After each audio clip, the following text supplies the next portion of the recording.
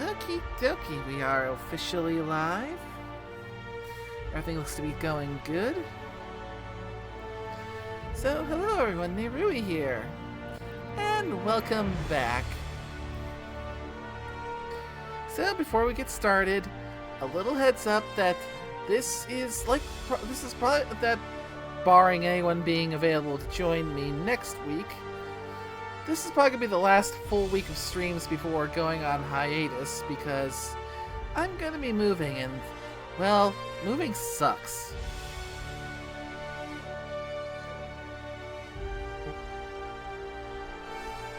So yeah, going to need to finish packing soon, and I'll be back up and running as soon as I can, because, well, I said before, literally just a little bit ago, a few seconds ago, moving sucks. No matter how many times you do it, no matter how often or how little, it always sucks.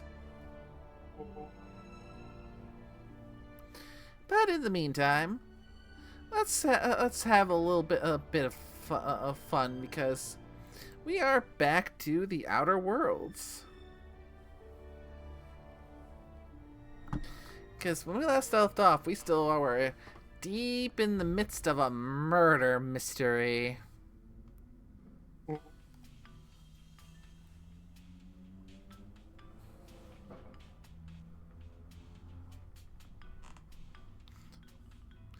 And as it currently stands, it seems like each of our starting leads seem to be drying up every time we investigate them.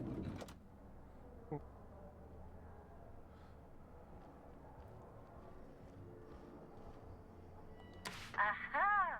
Always so nice to hear you, Inspector. I'll get you to your floor on the double. Let's head to the VIP guest floor. If you see Black Hole Birdie, be sure to get an autograph for me. Just joking. I've already got one.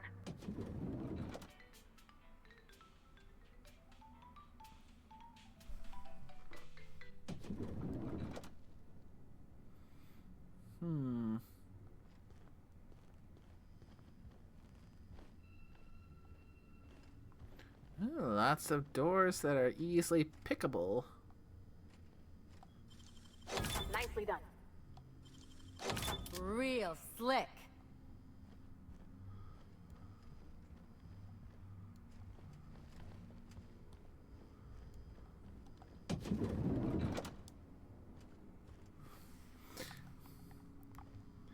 Yeah, scan the place for loot because, you know, loot gremlin.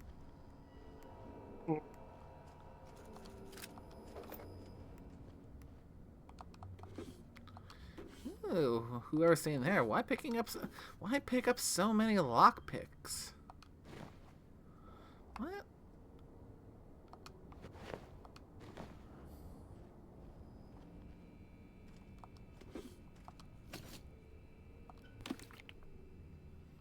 Ooh, a fedora.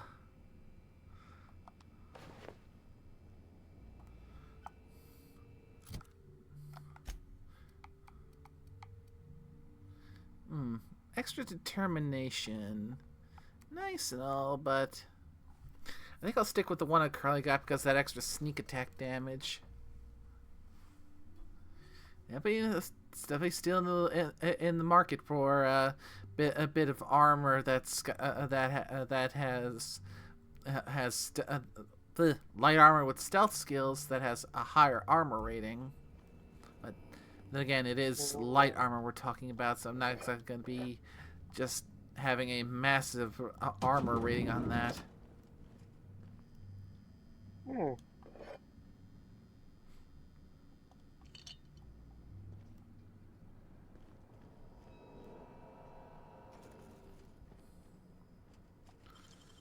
You gotta teach me that.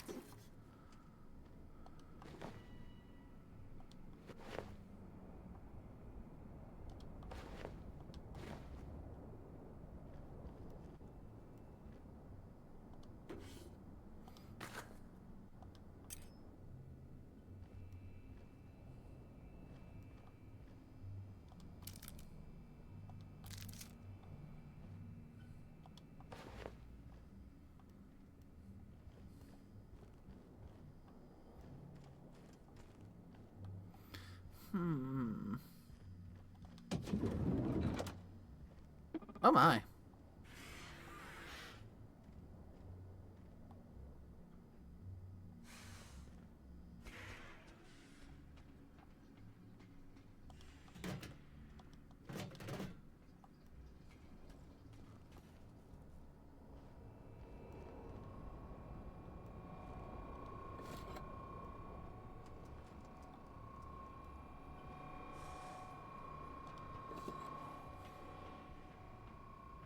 Energy canisters, tanks of coolant, flywheels. What the heck were they doing in this room?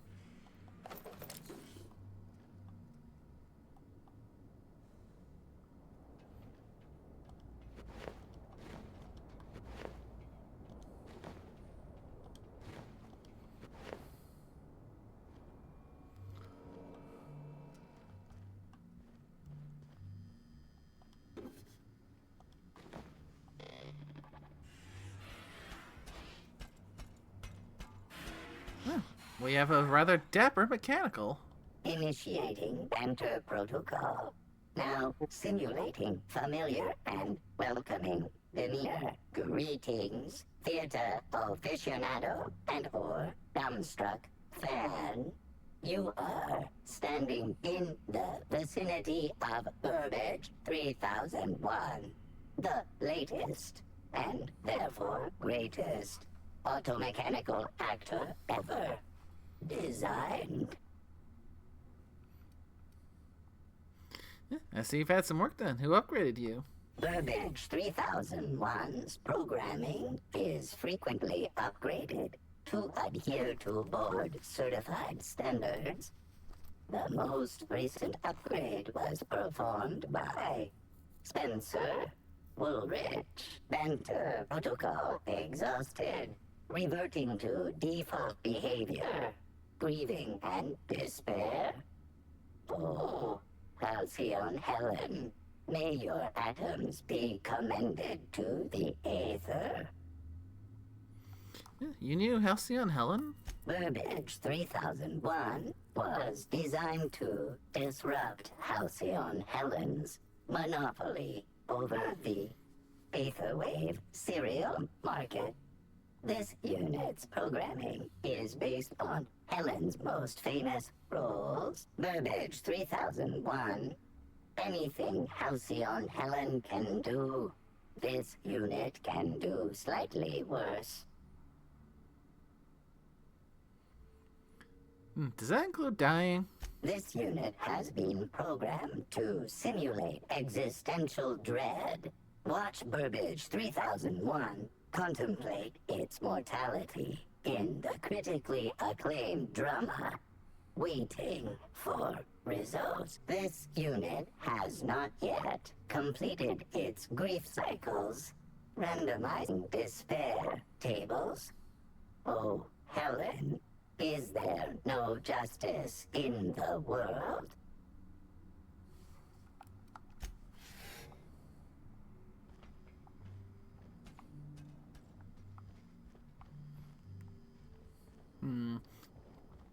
Before I go where I'm supposed to go, I must finish exploring.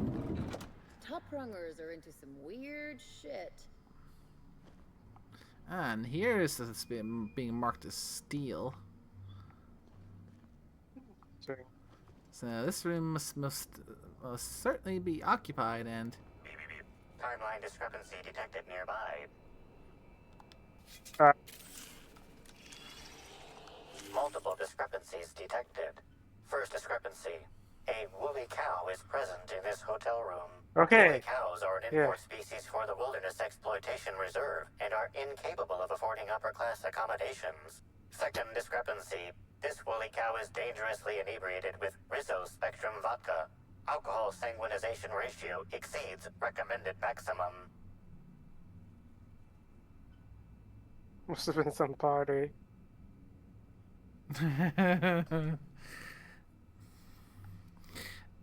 I'm guessing this must be connected to Black Hole Birdie, because if I remember correctly from the last time, when we finally found him and investigated him, found out he got really drunk, and if I remember correction, there was if I remember correctly, there was some mention of a woolly cow being involved. But yeah, it must have been some party.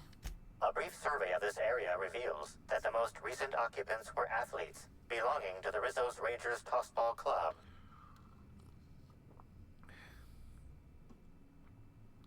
Yeah, was Black Hole Birdie here? Insufficient data.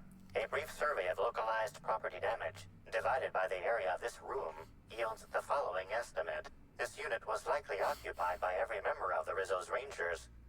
-1.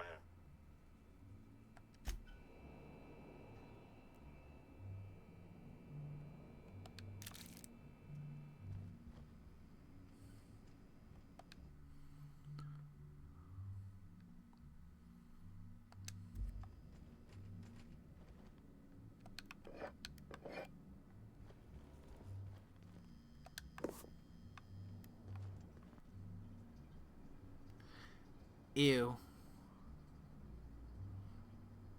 I do not even want to know what they did to cause that.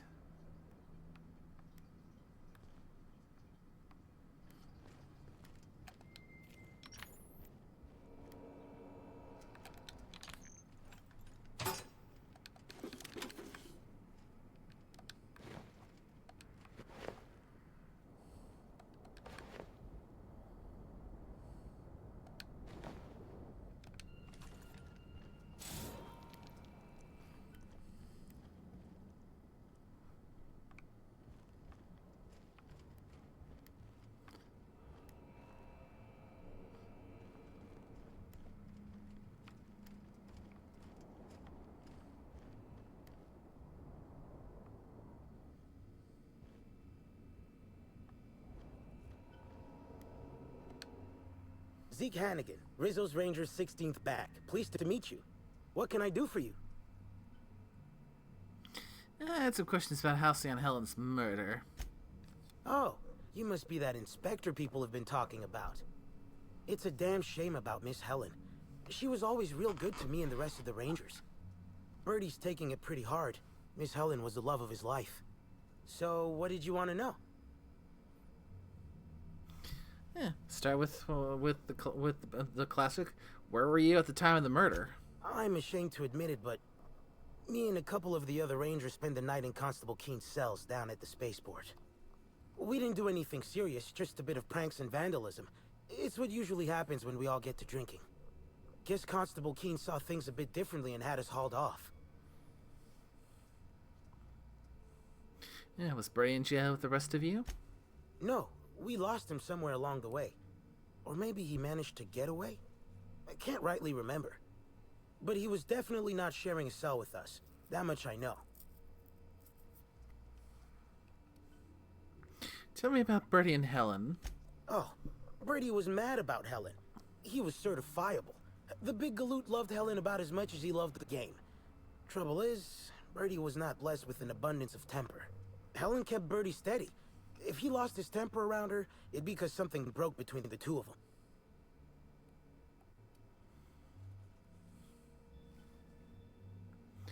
Can you think of anyone who would want to kill Helen? Miss Helen was outspoken. She made her share of enemies on account of her expressing herself. Just between you and me, I heard rumors the Prophet never much cared for Helen's brand of blunt honesty.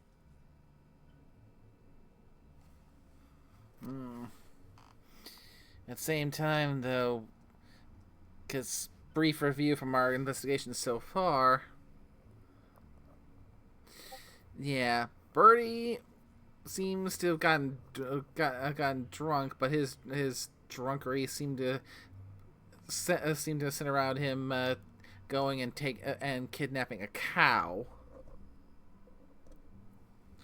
And I'm gonna try to understand the logic. Alcohol was involved, copious amounts of alcohol, and, well, logic doesn't really rule when you're dealing with copious amounts of alcohol. As far as the Prophet is concerned, well, we found out while the Prophet did admit to killing Halcyon Helen, it wasn't the murder that we discovered. And she ended up giving her a bit too much of a dose, a dose of a hallucinogenic concoction that was well warned was lethal in high enough doses. So when Helen apparently OD'd, the prophet figured she killed Halcyon Helen and ditched the body for the animals to eat. But there was evidence showing that that Helen had gotten up of her own accord and walked off. So she was just knocked the fuck out. So she ended up surviving her unintentional poisoning, but the prophet doesn't believe that she would actually survive to be killed another day. Indeed. Think Birdie could have done it? What? Law, no. Birdie's got a fierce temper, but there's no way he'd ever have laid a finger on Miss Helen. I mean, at this point, the investigation has said as much, but still got asked just about anything, just to get extra every little bit of confirmation helps for things like this. What can I do for you?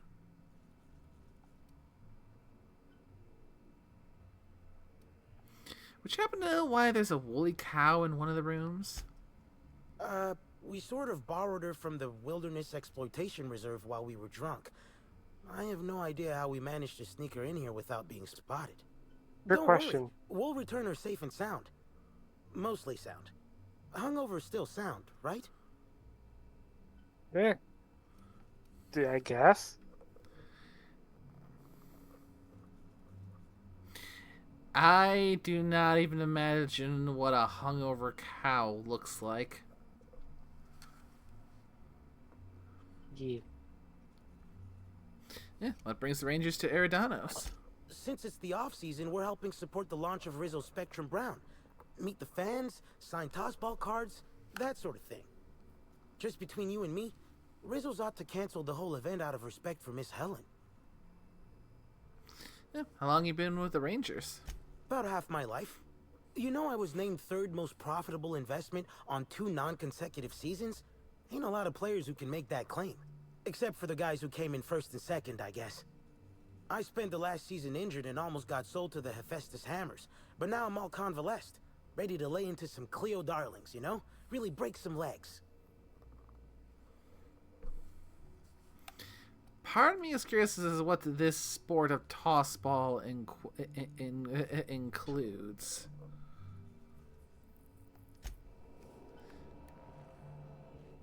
I mean, we've seen the various tossball sticks, which can be used as blunt instruments. Ooh.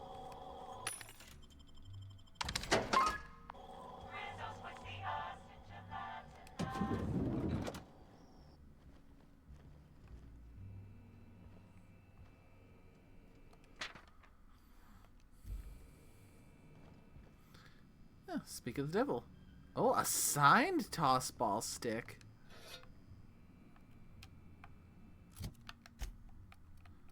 So we got us a named weapon here. Ooh.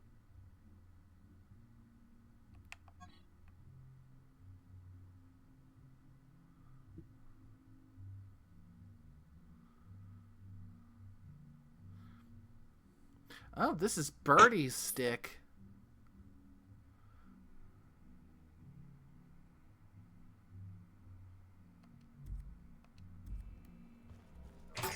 Timeline discrepancy detected nearby. A few champion tossball sticks.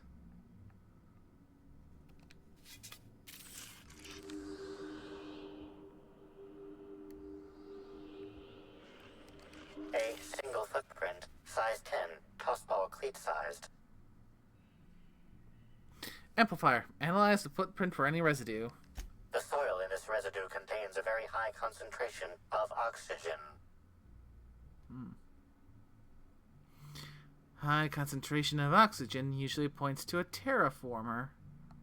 Well done, Inspector, the weather monitoring station at the pilot house substitutes for a terraformer. The soil in his footprint likely came from there. This isn't enough of a lead. Better keep looking around.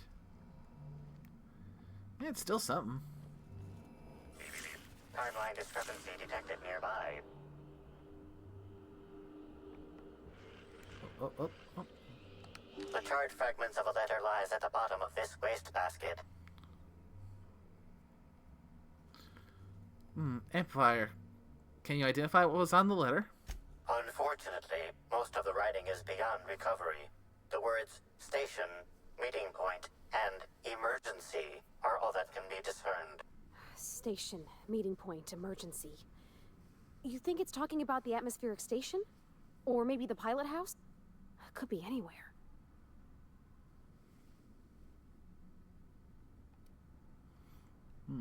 Poke. Cold. Any idea when this happened? Someone burned this letter shortly after Halcyon Helen's death. The clues I found point me to the Faith and Pilot House weather monitoring station.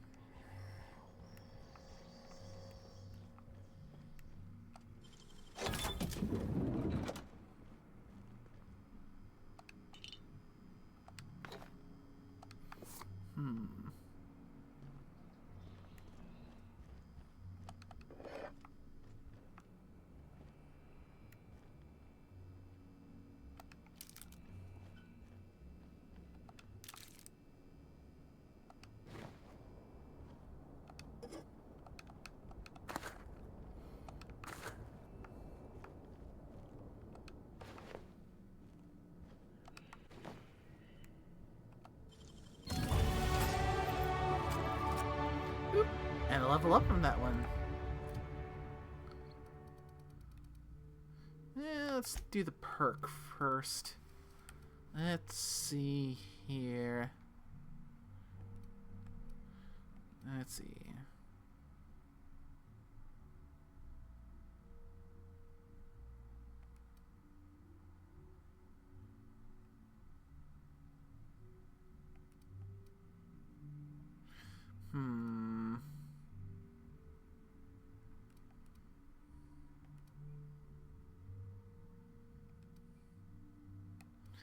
I suppose worst case scenario, last stand wouldn't hurt.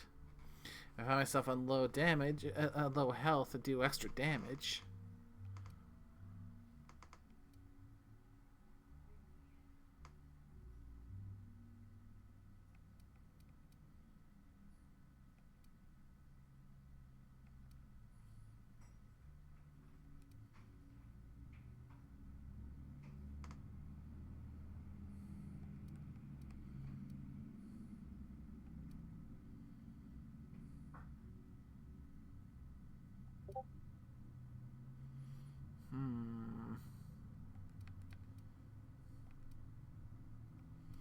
There's possibly getting a health restoration per kill.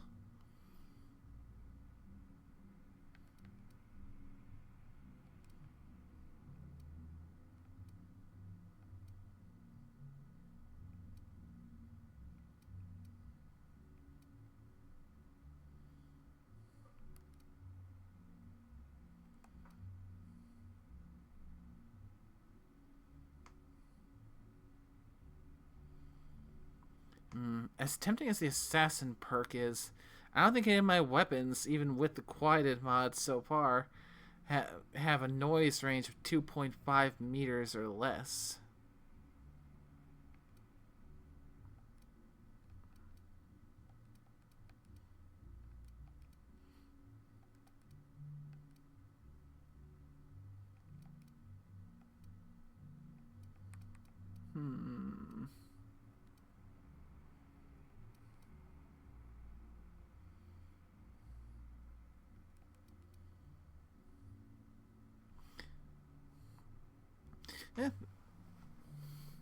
Could go for technical for TTD recharge rate, because I may not use it often, but when I do use it, having it restore faster is probably going to help a bit. Okay, now stats.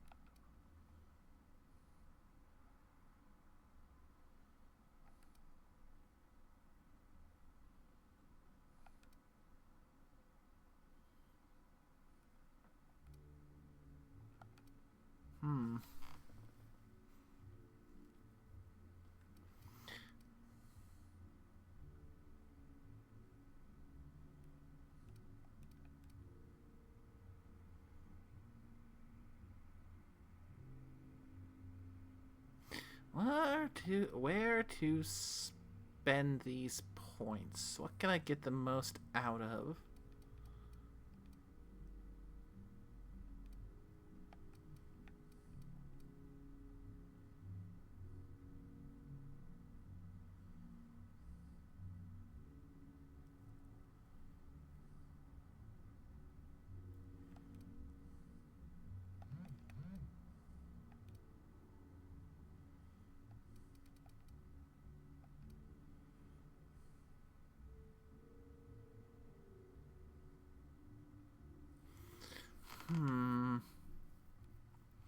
Decisions.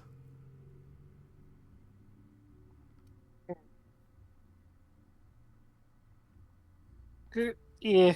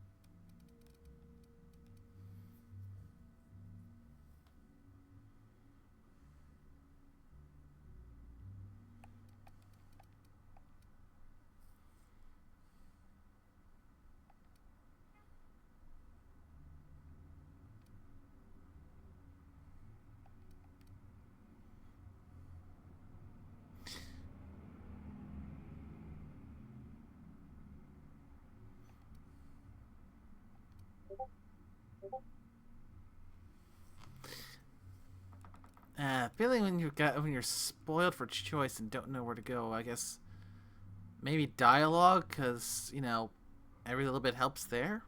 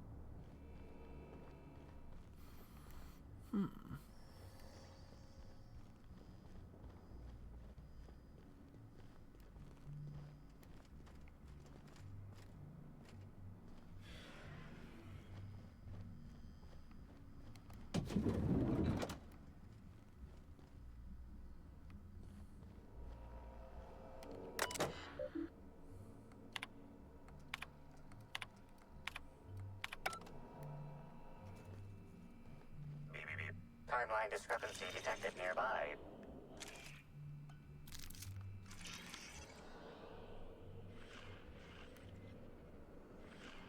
Discrepancy detected.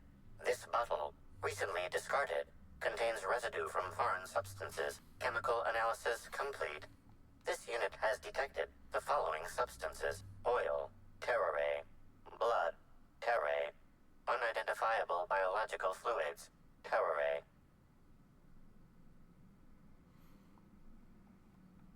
And of course, I'm playing the dumb character, so I gotta taste the stuff.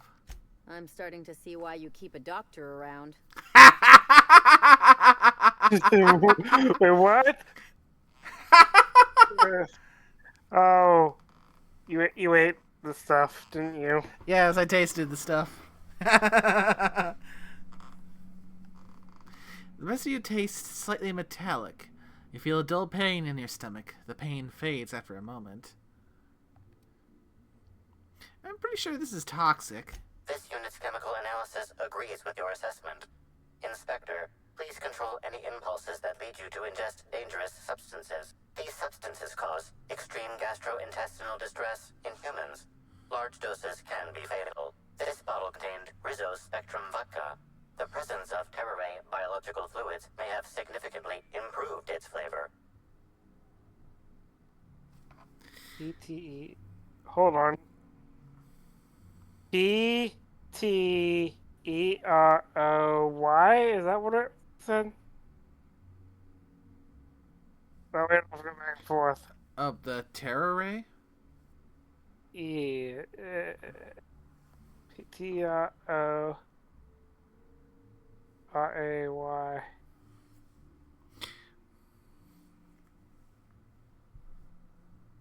Oh, it's a. Oh, that's an interesting looking creature. Mm-hmm. Yeah. It also says something about the quality of the vodka when hazardous toxic ingredients actually improve the flavor. Yeah. I'm not even sure what to call that. Like, I was gonna say space chicken, but it's like a bat, or it's got like a glider.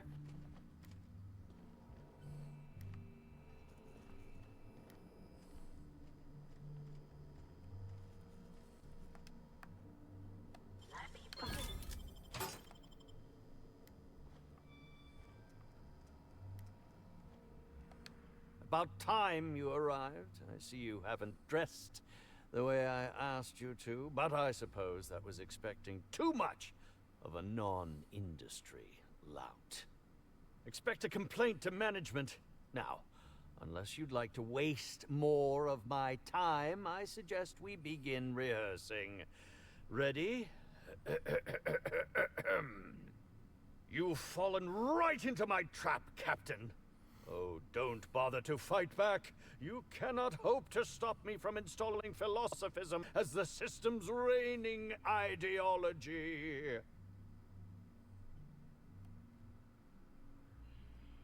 Wow, how did you know I was a captain?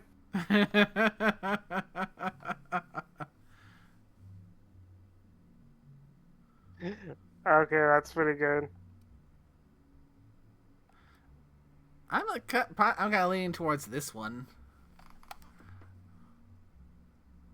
I mean, it's your playthrough.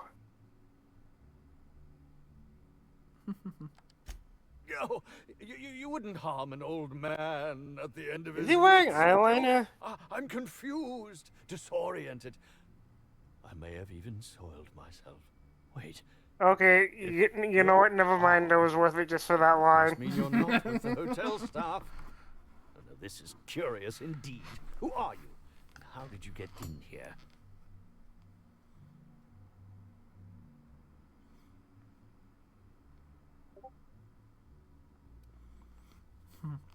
Well, gotta keep up the ruse. Name's Hawthorne. I'm a ship captain. And yet you found your way to my humble hotel room. Why do I feel there's more of a reason for you to be here than you let on? I think I know, you cheeky little sprat.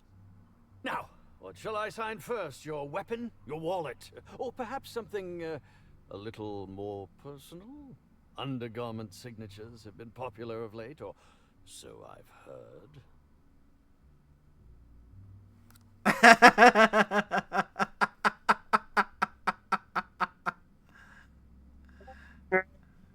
make a rude gesture. How about you sign this? I'd be delighted. Oh, damn. My pen's out of ink. I'll just get you a portrait of my face as a souvenir. I'm sure I have the prints around here. Oh god, he's as stupid as you By were. the by, how did you get in here? The only non-staff individual cleared to enter guest rooms is supposed to be the inspector for Bellamy's murder. Oh. Hello. I like how he finally... Took him long enough. That's the equivalent of like, yeah, the only one is like, oh shit. Hello. Hi. Terribly sorry, Inspector. I didn't realize it was you. Understand that I am beyond willing to comply with your search for the fiend that did Bellamy in. You know, now that I look at you, you're the perfect reflection of me, back when I starred in the Marauder's Bane. The absolute picture of justice. Ask me anything at all. I might even give you a straight answer.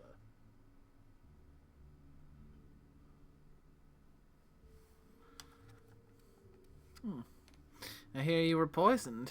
Indeed. The agonizing bowel pain was most undignifying. While I've certainly had no shortage of inadequate hotel meals, this was most explicitly pronounced. I suspect poison. And who would be most likely to poison me but Chef Anwar?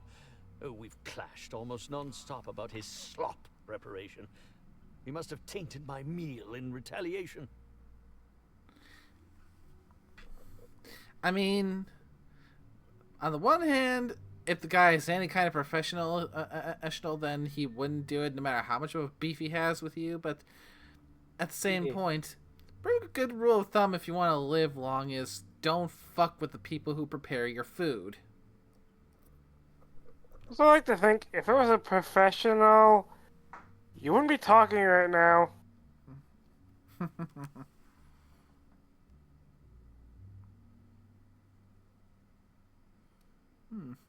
According to the coroner, Helen was also poisoned. How alarming! Whoever targeted her was certainly targeting me. I can only thank my ironclad constitution that I'm standing here before you.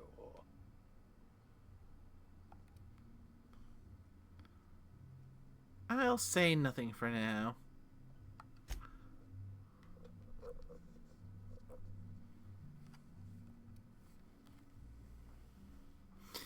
Why did you go to the clinic for your stomach pains? Is that a jibe? Could you imagine the tabloid headlines?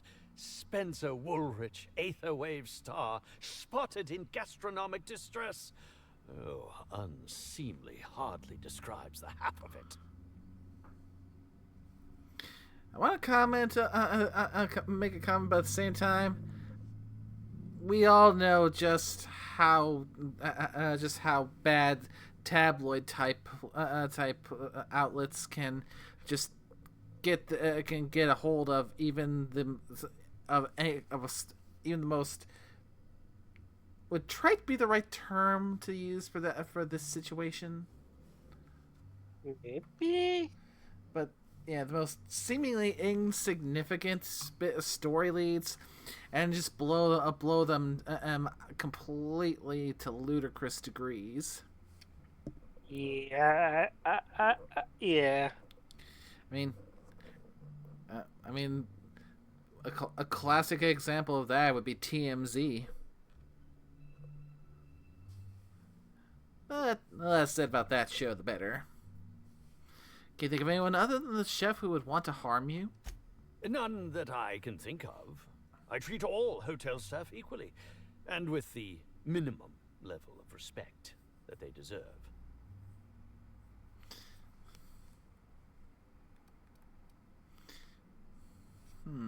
The minimum level of respect, huh? You could try and go for a little bit higher than minimum, and you might get some better treatment. But for now, that's all I want to know on that. Very well, then. I'd like to ask you about the murder. Certainly. But one quick question before we begin, if I may. How was it that Bellamy met her end?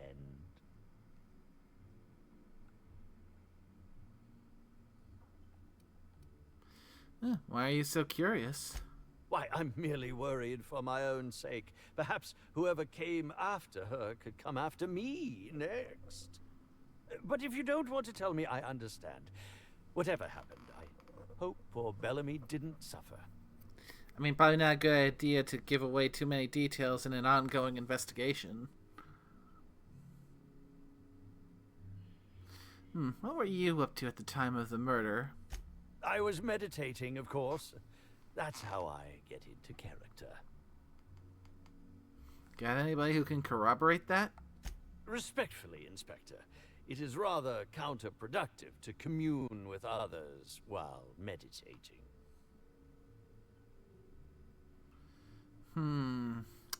That presents a problem, since it means you are lacking an alibi. You were meditating. Really? All actors have their methods, and this has been mine ever since I met that wonderful prophet of profitability. She taught me it for my role in The Unemployed Cometh. I had to lie face down on artificial heated pavement. The director wanted our suffering to be convincing. Needless to say, being able to leave my body helped to mitigate the pain, both during the 8-hour shoot and with the second-degree burns afterwards. I owe that woman much. How long have you worked with the Prophet? Yeah, actually, only since I've been at the Colonial. The Unemployed Cometh was shot on site. That makes it, a few weeks.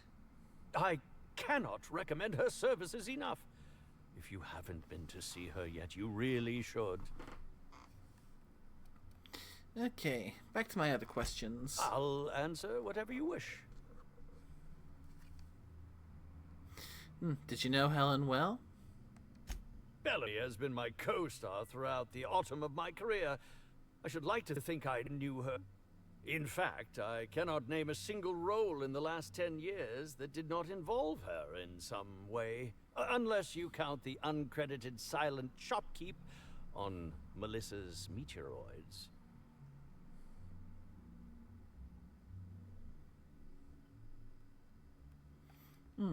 Did you consider yourself a friend of hers?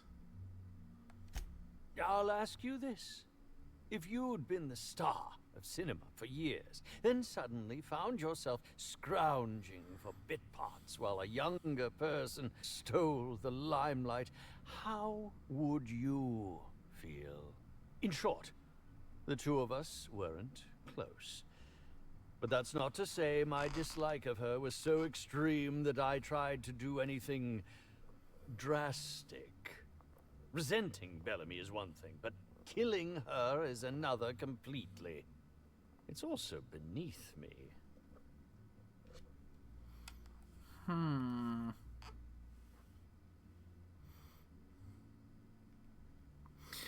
It's tenuous, but it could be spun as motive.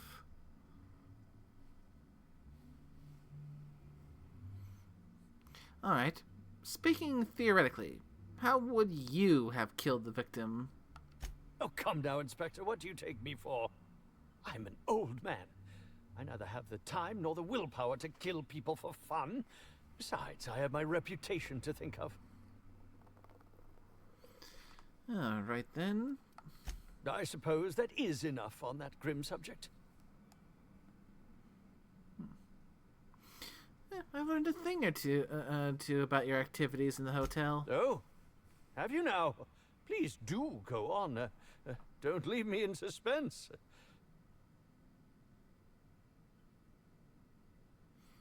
Found a bottle of tainted liquor. Might have something to do with your poisoning. That, yes. Yes. I distinctly recall ordering an alcoholic beverage with my meal.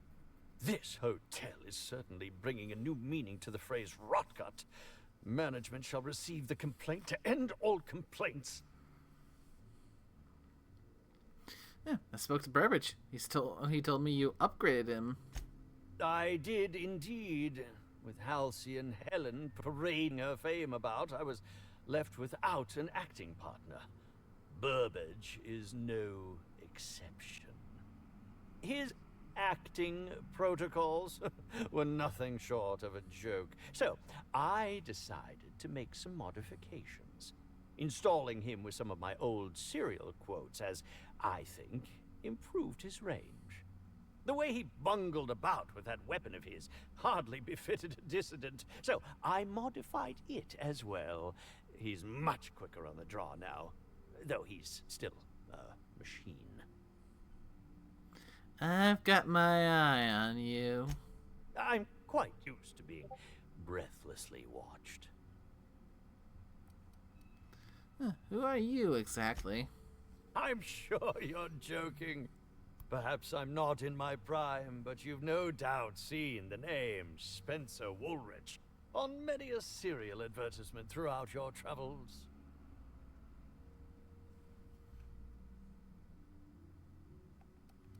Never heard of you. That can't be. You must just not remember. Or perhaps you only recognize my characters, not my name. Did you ever see me in The Masked Marketeer? The Busker of Byzantium? What about episodes 13 and 190 of Princess of Hephaestus? And who could forget From Halcyon with Love? I was great in that movie. Even if I was starring beside a 2-ton bucket of bolts and a woman with no talent.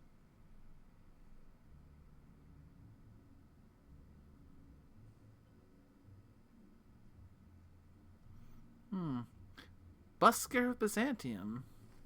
Helen wrote a bee to implicate her killer before she died.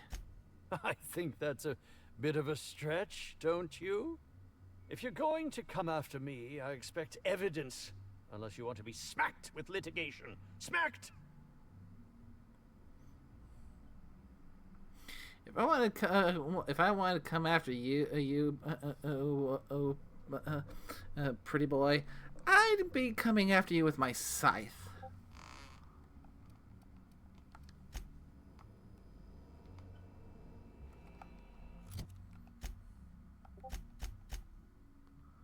So next, I have to go and speak with Chef Anwar.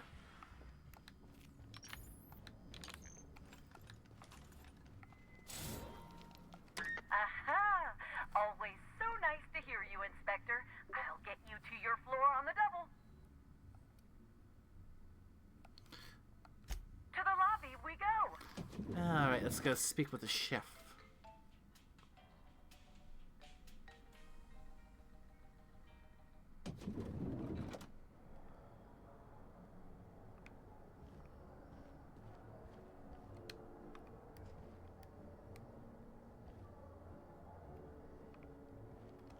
Aha! Next stop.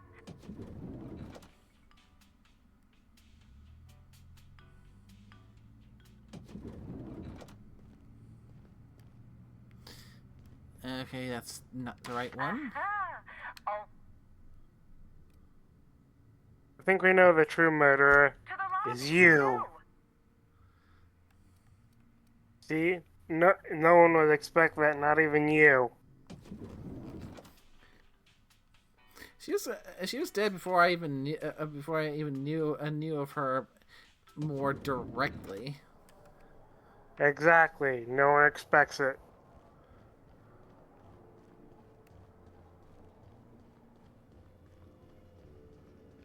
Yes? Are you here for the double rack of smoked sprat? Well, I'm sorry to disappoint you, but you'll have to wait. Oh, don't give me that look. Let me see if I can pencil you in for later. Actually, what am I saying? I can't do that. I'm booked for the next month. You'll have to make a reservation.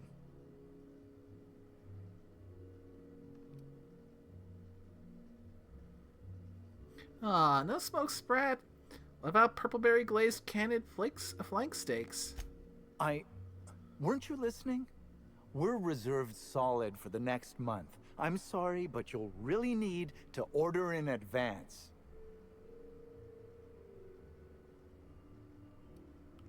I understand. Just give me some woolly cheese curds with fried nanners and I'll stop asking. Is this some kind of a joke? We're not able to take on new orders at this time. I told you. Really? Not even braised sisty ribs and a bed of mock apple leaves? No, we don't. Why are you doing this? Please stop. Got any ketchup? Here, just take it. Just take it and don't ask me for anything ever again.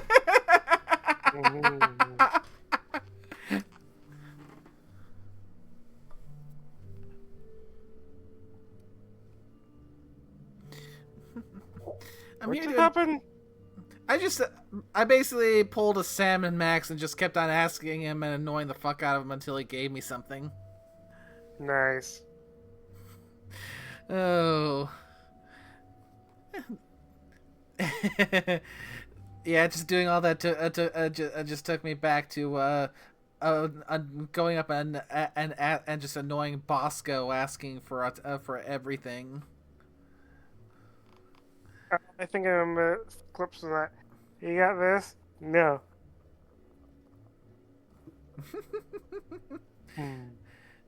I'm here to investigate Halcyon Helen's murder. I'd like to ask you a few questions.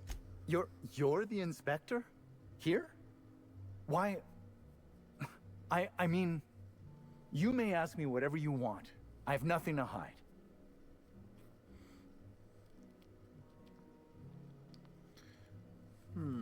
You seem pretty wed to your craft. Were you in the kitchen at the time of the murder?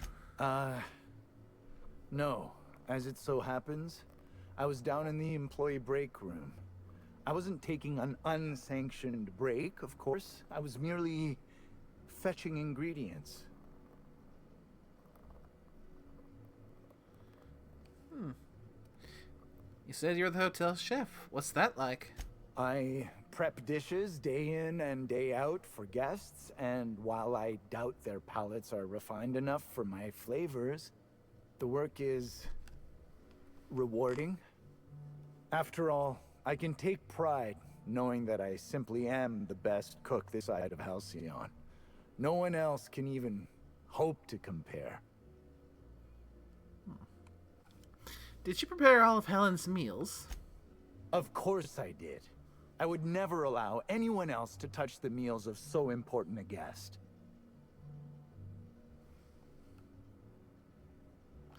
Are you sure? You're sure no one else was involved? Well, yes, I'm positive. Why?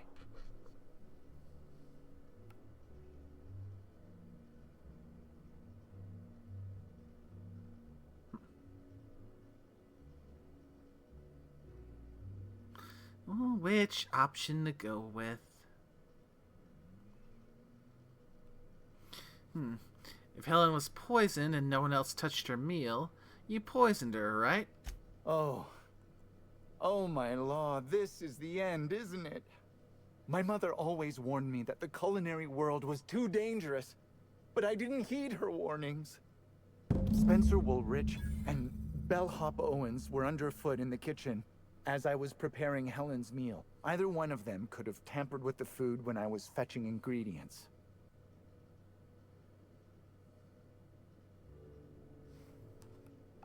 Why were you being so evasive about leaving Helen's food unattended? Well, it's a breach of professionalism, of course. Why else would I worry about it?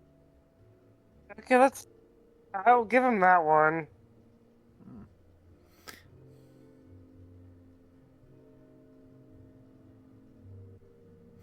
And I don't have high enough lie skill to pull on this one. Because you're hiding something! Aha! No, I don't think that's the case. Sorry to disappoint you. I may have taken some time to engage in a teensy bit of recreational drinking, and consequently, I may have been somewhat less than coherent after preparing Helen's meal.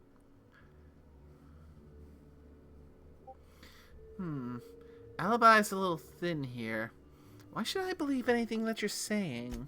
I understand your reluctance, but... Oh, I just remembered. The kitchen security camera. It'll prove I'm telling the truth about everything. Constable Keene has access to the security footage in her office at the spaceport. If you visit her, you can figure out what truly happened with Helen's meal. Any idea where I might be able to find Bellhop Owens? Yes, but not specifically. Owens often procures exotic ingredients from the creatures at the Wilderness Exploitation Reserve. Our guests can be rather... particular. Let's not talk about the incident with the Raptidon pheromone glands. It's always hard to say when Owens might be back. If I were you, I'd make a trek to the reserve myself. Otherwise, who knows how long you'll have to wait. What was Spencer Woolrich doing around the kitchen? Mr. Woolrich often finds the hotel's meals wanting. He seems to enjoy complaining in person. While I could appreciate someone with a discerning palate for once, I believe that Mr. Woolrich simply enjoys the attention he gets from us. Though don't tell him I said as much. If you wish to speak with him, Mr. Woolrich can most likely be found in his suite on the VIP guest floor. He's usually there if he's not poking around here.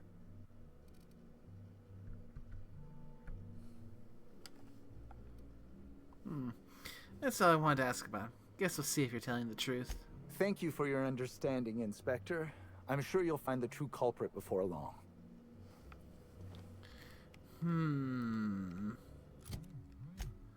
Okay.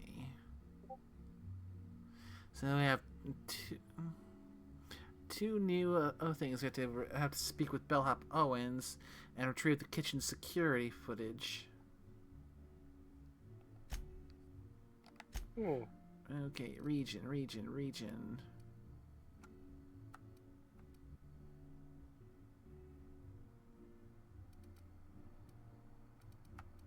Let's head to the Wilderness Exploitation Reserve. See if we can find that bellhop.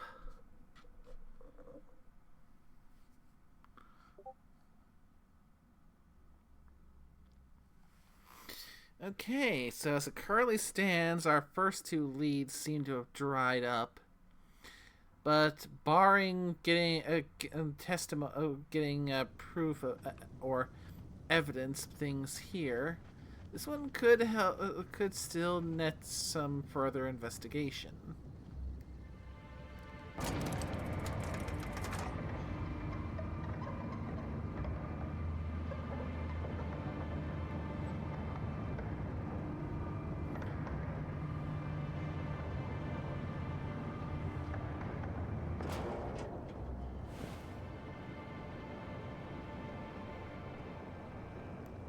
Of course, whether this ends up ultimately panning out is still has yet to be seen. Because in order for that whole thing of murder, we need that triangle. We need the means, the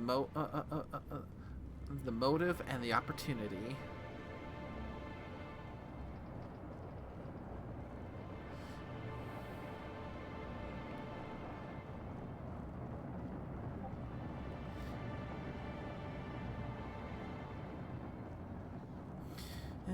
This guy definitely has at least some form of motive, but means and opportunity.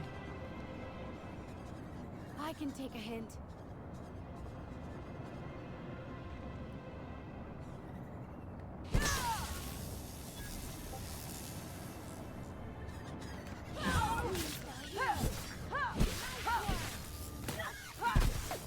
That does it. Time for a drink?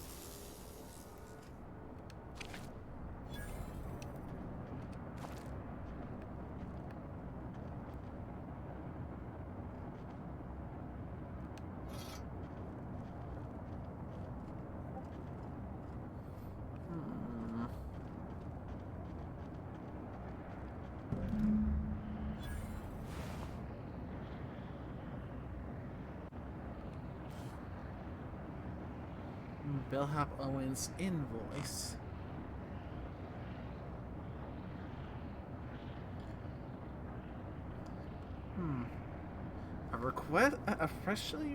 A recently refilled request for fresh terror ray bile for a fresh terror ray bile gland from Spencer Woolrich.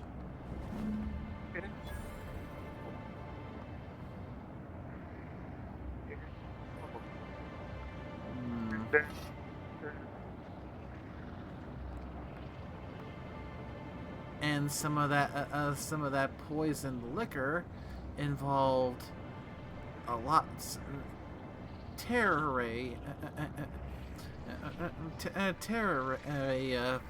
parts. I can't hear you laughing! Oh, I just want to be your friend!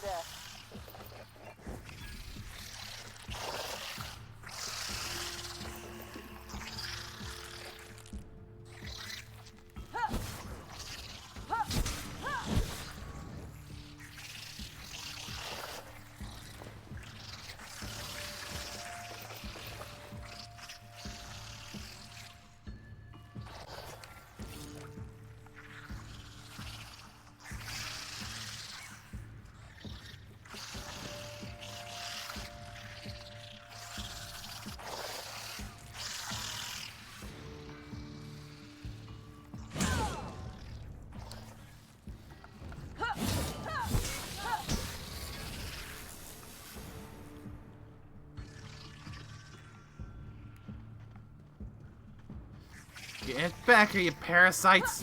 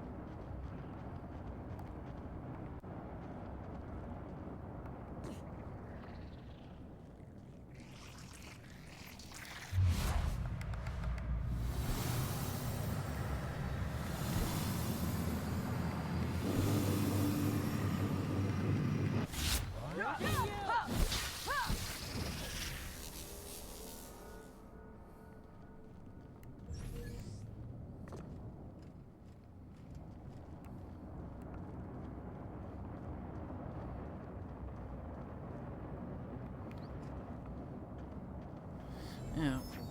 So it looks like all those enemy signatures was more than just a bunch of terror rays.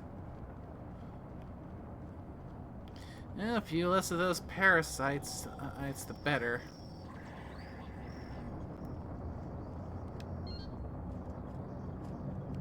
Okay, I managed to get pick up the key to unlock this one. Very nice.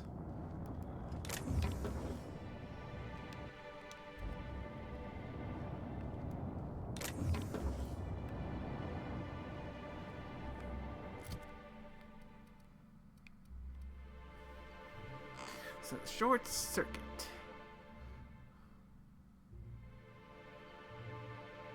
Yeah, basically a shotgun. So, need the map so I can to the spaceport, because now I need to get those bits of security footage.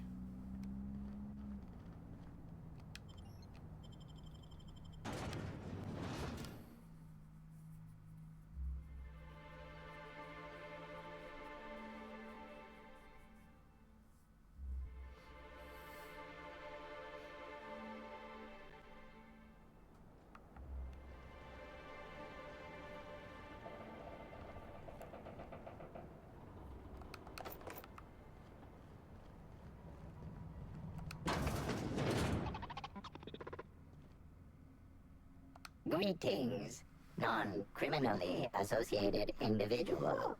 The Rizzo's constabulary is currently not closed due to a sprat infestation. Bureaucratic processes are currently suspended. At present, criminal reports do not require paperwork. Please lament only in marked lamentation zones. Please speak clearly into this unit's recording instruments.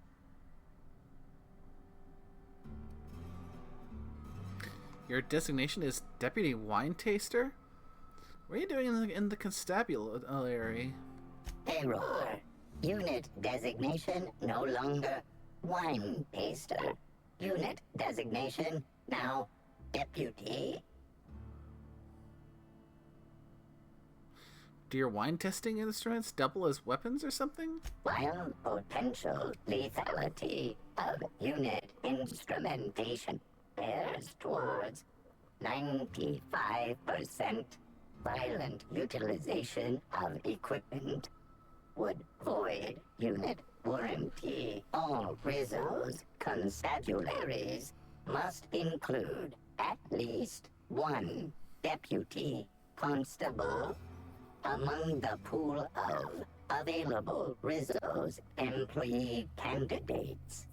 This unit was considered the most competent.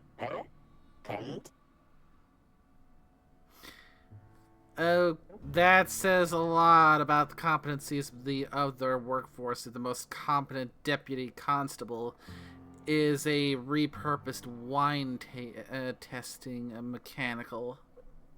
I'm just wondering how a robot tastes wine. It feels like something you need like a sense of taste, and I think you can get a simulator. I think they use smell too.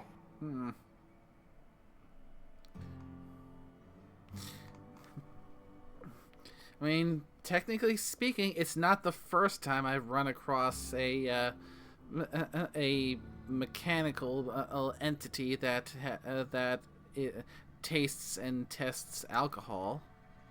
Granted, there was a little bit of a caveat with that first one. I'm listening.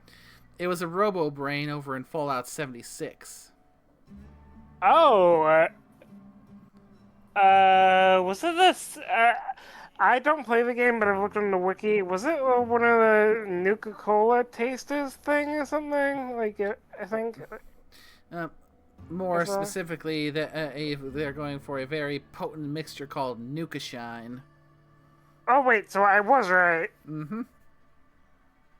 I love that. I don't play the game. I just look on the wiki because I like to see what happens, and I still somehow nearly got that right. Ironic that both of the alcohol tasting and testing mechanical types are both in this style. Both are found in this style of game. Mm-hmm. I mean, like I said, there is a little caveat with a Robo Brain because you still got the human brain inside of the robot. This one here is purely mechanical. True. You used to be a wine tasting mechanical? What's your favorite wine? Unit does not have a favorite wine. Unit is incapable of taste. Well...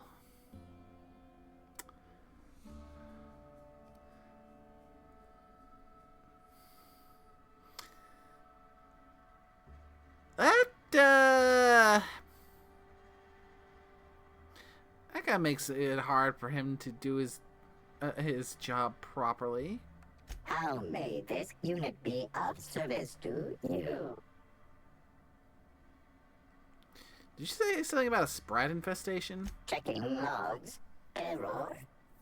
Informational limitations found. 2. Reciting limitation 1. Do not tell users about constabulary sprat infestation. We do not need to pay the health inspector's bribe. A 3rd time limitation 2. Do not read informational limitations allowed. Especially not to any of those void-damned snot-nosed guests. Or I'll have you sold for parts.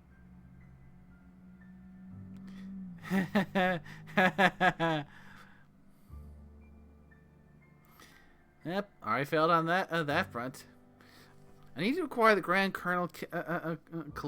the Grand Colonial Kitchen security footage from your archive. All requests for security footage require a nominal compulsory bribe. Is that acceptable? Hold still. I need to examine your processing unit real quick. Error. Bit processing unit has been removed, temporarily surpassing bit fee request.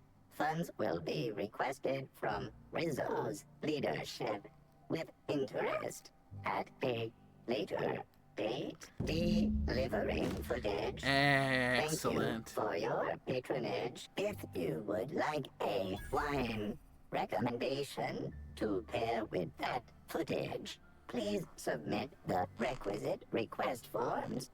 Is there any other assistance this unit may provide?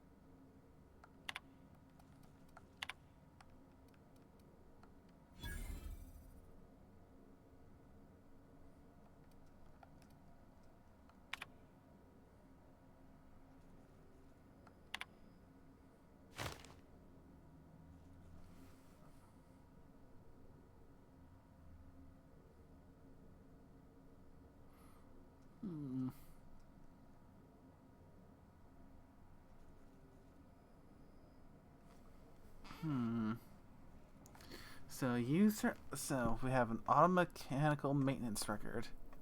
So someone accessed the unit behavior overrides, performed a successful behavior override, updated the hostility protocols, set the patrol destination to the ballroom, updated the targeting parameters, activated the weapon system, put in the memory wipe contingency in the unit, set a timer for the memory wipe, and redacted the maintenance record.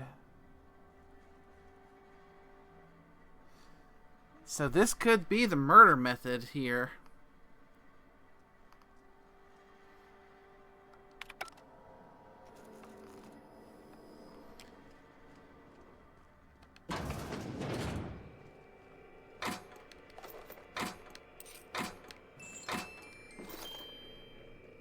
Greetings, criminal.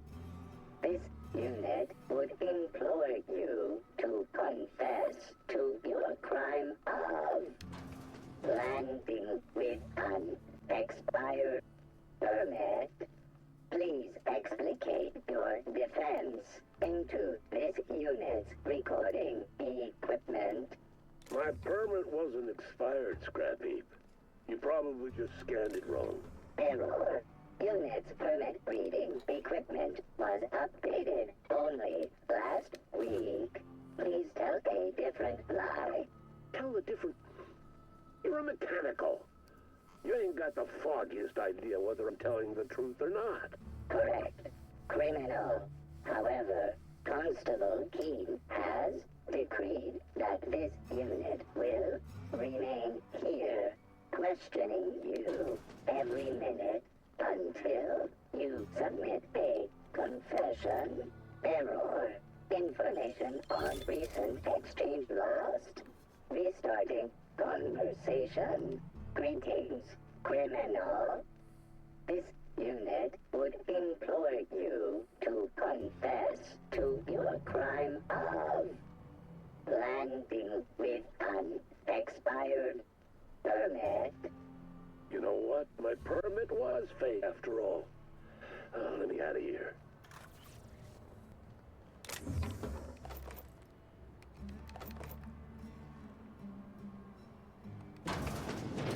Is that... Timeline discrepancy detected nearby.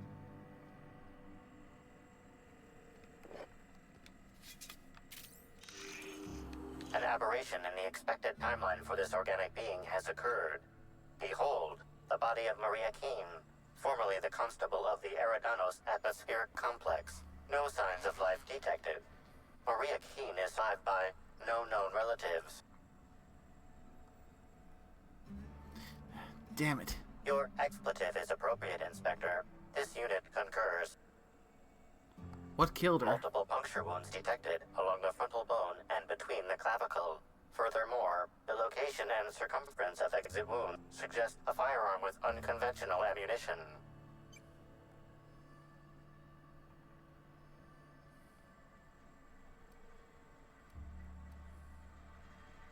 So, not high enough perception or intelligence to spot the potential ammunition or recognize that it's the same weapon that killed the mascot. And of course, dumb. Just as I suspected, this case is unsolvable. This unit has detected a discrepancy in your reasoning. Inspector, a rudimentary analysis of the evidence points to a simple conclusion. Maria Keene was killed head-on by an attacker armed with an exotic weapon. The ammunition resembles a lancing needle. The description of this weapon is consistent with the Needler, Halcyon Helen's signature weapon.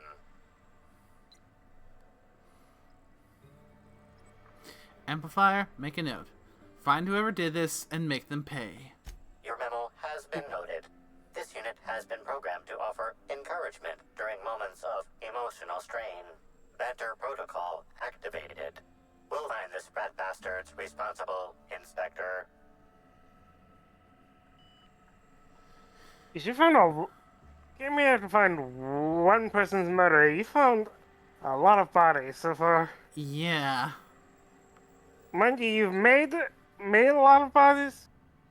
If I remember correctly, there's one in a room that wouldn't open. That's negligence, if anything. Mm-hmm. Yeah, we found 2 more murders since we started this investigation. That mascot who was willing to talk with us, and now the constable. Whoever is responsible for this murder is trying to impede the investigation and silence people who are either getting too nosy or who might be willing to talk about things that could be problematic.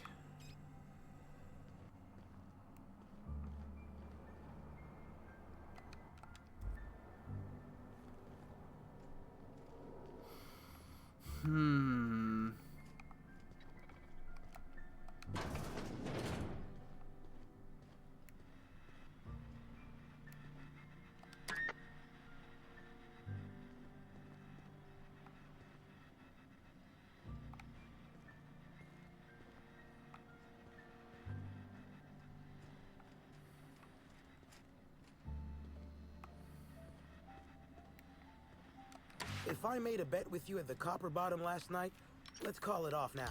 I can't stand the taste of life sprats.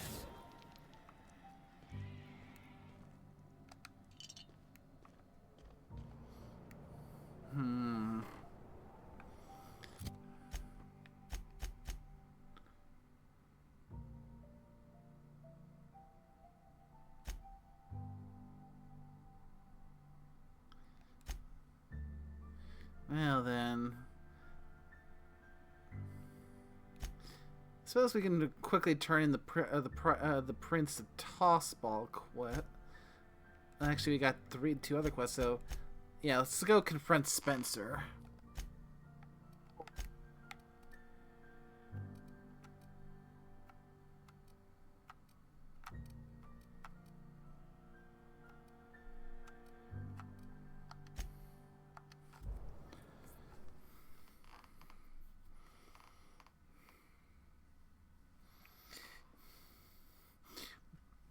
I'm sure no one else here is going to be at all remotely concerned about the murder of a mascot.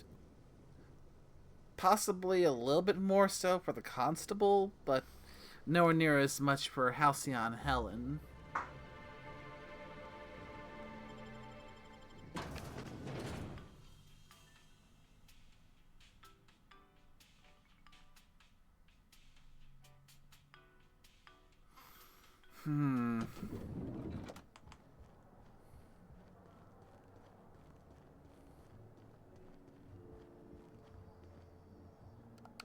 Finally checked in, I see. I hope you're fond of the penthouse. It's pretty much the best seat in the whole hotel.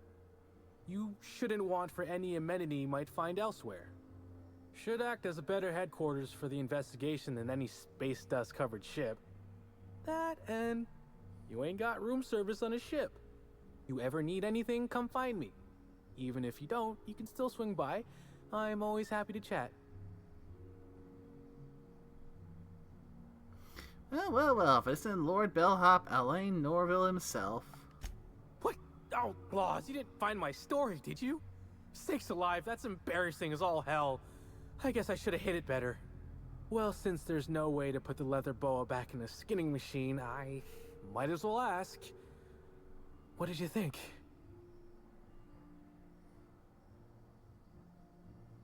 Yeah, it's extremely entertaining. I enjoyed reading it.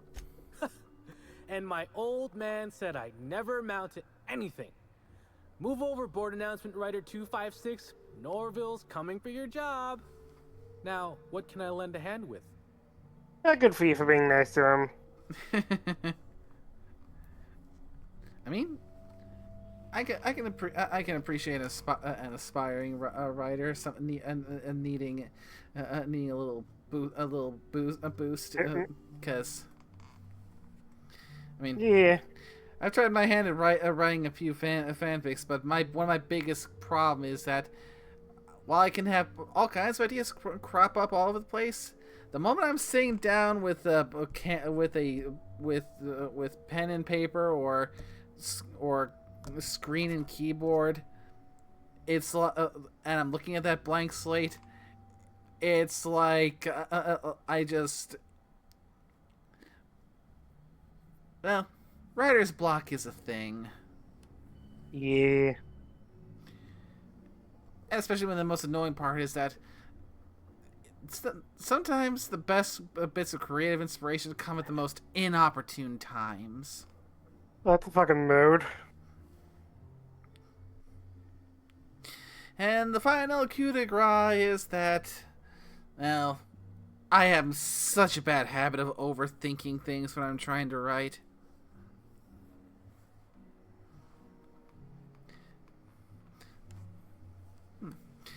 Anywho, did you know the victim? Oh, of course. That is, maybe not on a personal level, but I'm one of her biggest fans. Even started an association of like-minded individuals. I'd lament not having anything to meet about anymore, but the newer tribe just ain't done it for us. Still, there goes my hopes of a Terran Monarch reunion episode. There are other celebrities, right? Sorry, friend, but I guess you don't get it. Helen was special, had a certain quality about her, like she would really go out and fight injustice. You look at Woolrich, and no disrespect to the man, but you just don't get the same feeling. He reminds me more of a vacuum suit without nobody in it. Don't tell him I said that. Yeah, from what I've heard, your affection for Helen was somewhat extreme. I suppose you could call it that, but that don't mean I poked around her room or nothing while she was out. That'd be a huge breach of hotel policy. Besides, knowing Helen's athletic acumen, anyone who tried probably would have been found, beaten senseless, then hurled into the hallway, followed by the contents of a garbage bin. Probably, that is, it'd probably happen, but it didn't. I'm just theorizing. Norville, there's a bit of advice about ice out there that's called knowing when to shut up.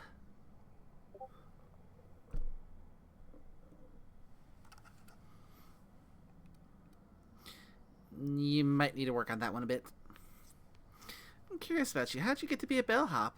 Notice my battle-hardened physique, have you?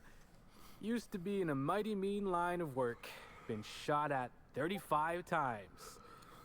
That is, I've been near people who were shot at 35 times. But to be honest, I never really enjoyed it, you know? It's one thing to tightrope walk between life and death every day, but for just a handful of bits? Nah. When this position came up, I jumped on it and made a lateral move from sublight to slug. I ain't ever looked back. I thought slug and sublight didn't engage much. How'd you move from one to the other? Well, slug is something like an offshoot of sublight. It ain't too difficult to pivot from one part of the same company to another. Disconnects or no. That said, my departure may have been somewhat hasty. Did something bad, had to make tracks, eh? I know the feeling. I mean, yes, but I still earned sublight a hell of a lot of bits. Basically, I singled out a ship to salvage that I thought had been out for use for years. As it turns out, it belonged to a wealthy Byzantine who used it only to vacation. As it so happened, I still don't think she tried to use it, too satisfied with the luxuries of Byzantium. Still, I figured it was a good time to turn tail, in case that ever changed. Got any good stories? Sure you've seen a lot of people coming and going. Stories? Huh. Actually, I think I got a couple now that you mention it. There used to be a whole toss-ball court on one of the planetoids. You know, I'm curious, But they have ripped it you out. seen much French of players are Dispatch lately tag or teaming for watched when there's an any? endless drop on I've every not side. watched any, though I have heard it's been making the circles, and it's from the gist, it sounds like it's the latest game that's done in the style of the old Telltale games. It is. It's by people who used to work at Telltale. That would explain it. Yee. And of course, one of the things I've seen that caught my eye and seen little clips of is one of the voice actors in particular.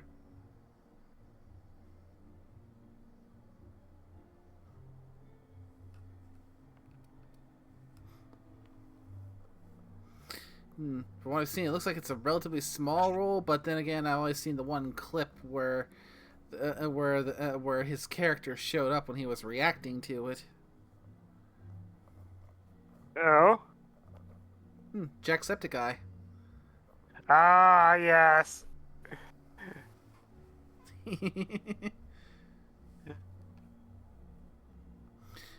How different is working with...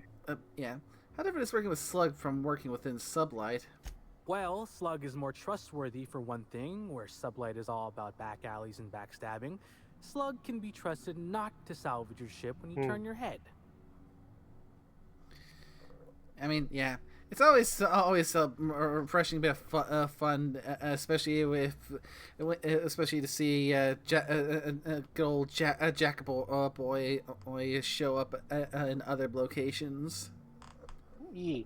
It's also called Moist Critical, also has a character in it. He's a bat person.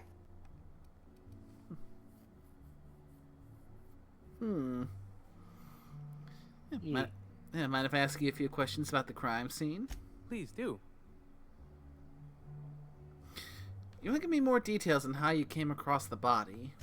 Sure, I'd taken to checking the barroom every few hours prior to the unveiling. Just to make sure no sprats had snuck into the place. You understand. Found her right before I was set to head back to my room in the lower levels for my mandated 5-hour sleep period. Tell ya, thank the law for caffeinoid. Been too upset to get a wink of sleep since. And hey, now I can finally see smells. That's generally not a good thing, Norville.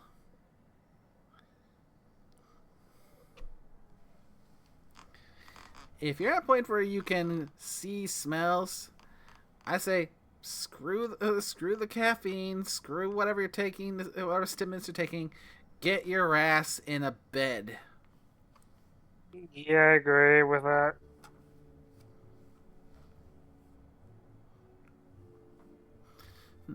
Any idea why Helen would have been in the ballroom after hours? Beats all hell out of me. Maybe she was, practicing for the unveiling? Did you kill Helen? You can tell me if you did. It'll be our secret.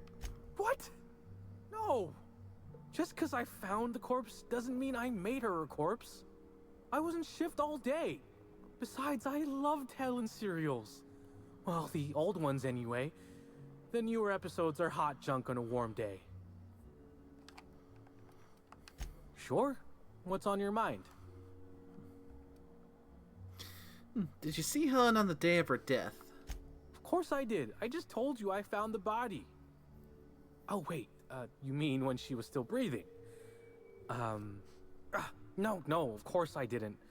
Plus, it's untoward for an employee to speculate about the actions of a hotel guest. Not that I saw any hotel guests interacting with her. Ooh, I do have enough lie for this. You can tell me. Haven't you heard of Inspector-Inspectee confidentiality? That's the one where if the inspector breaches confidentiality, the inspectee feeds them to a horde of hungry sprats, right? I can talk then. Day of her death, I saw Helen leave the hotel premises with the profit of profitability. And didn't see her come back. A little on the suspicious side, I think. Seemed especially strange, seeing how, as far as I was aware, the two didn't get on. What's the deal with the profitability? Is she a guest? Yep. Gives seminars on increasing profit margins and the like. Can't say much else, seeing how I ain't in the gossip market. Why didn't Helen and the prophet get along? Or as I can recall, Helen dismissed the lady's seminars in some kind of interview. Said her co-star used them, but she didn't. The top rungers are always ready to read between the lines of famous folks and seem to think the prophet was on her way out. Woman lost a ton of bits and is set to lose more. I hope all that helped. I'd like to be as useful as I can in the investigation. I just didn't want to steer anyone the wrong way. Got any idea who might have wanted to do Helen in? Everyone's got theories. I don't reckon mine hold much more weight than anyone else's.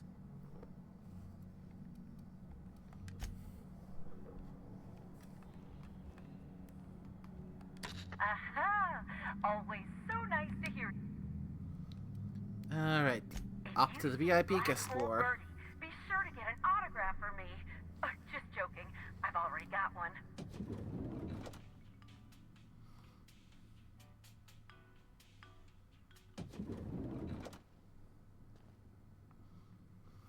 Considering that we're going to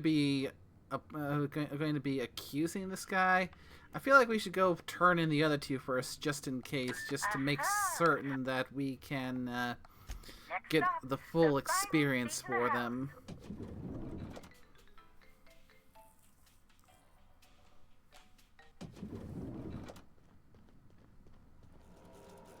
Inspector, I've just received word that Constable Keene is dead.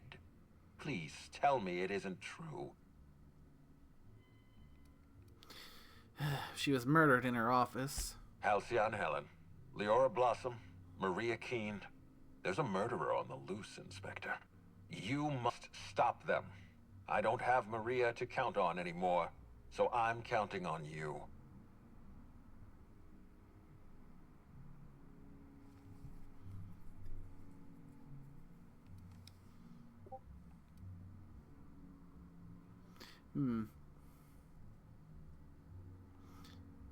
I checked your terminal. Why were you tampering with the Burbage 3001? Why were you going through Maria's terminal?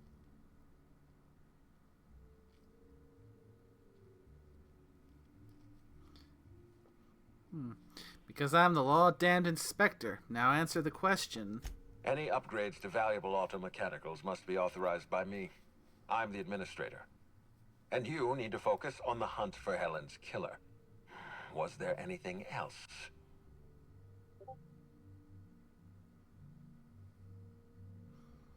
I managed to track down Black Hole Birdie. I'm pleased to hear that. Bertie Holcomb is a valuable asset to the Rizzo's Rangers property.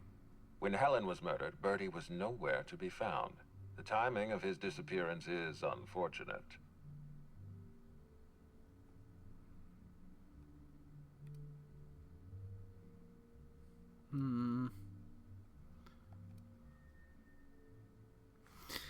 Birdie's something of a character, but he's harmless. I feel a little bad for him. Try not to feel too bad for him. Bertie is a brilliant athlete. The universe has balanced his talent by making him a slackwit.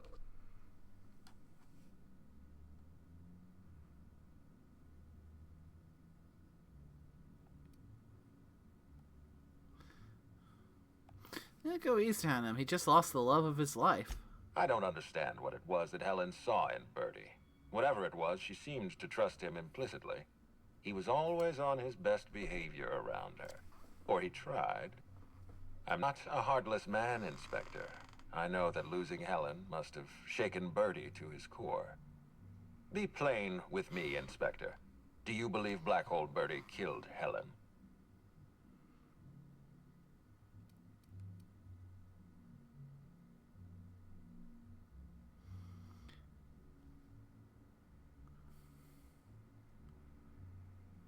I'm not sure I want to give this dumb answer.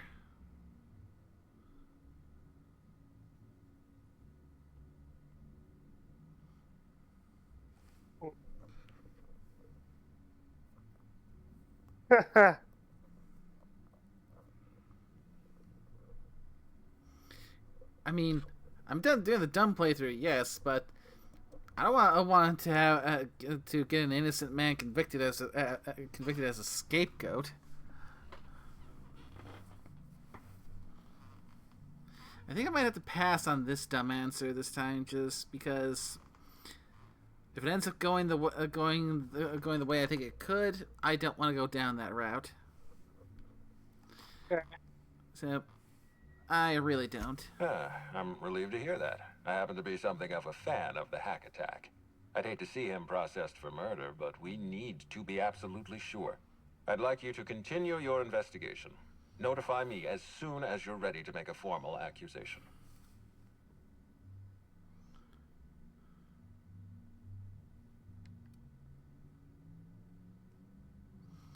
Think we should suggest him to be locked up just to keep him out of trouble?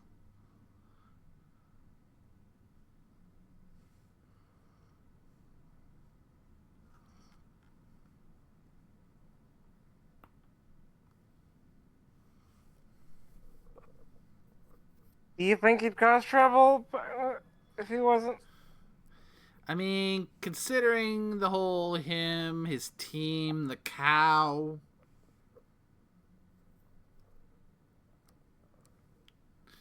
Plus, that he's probably at this point has the whole subject of grief at the loss of a loved one in there.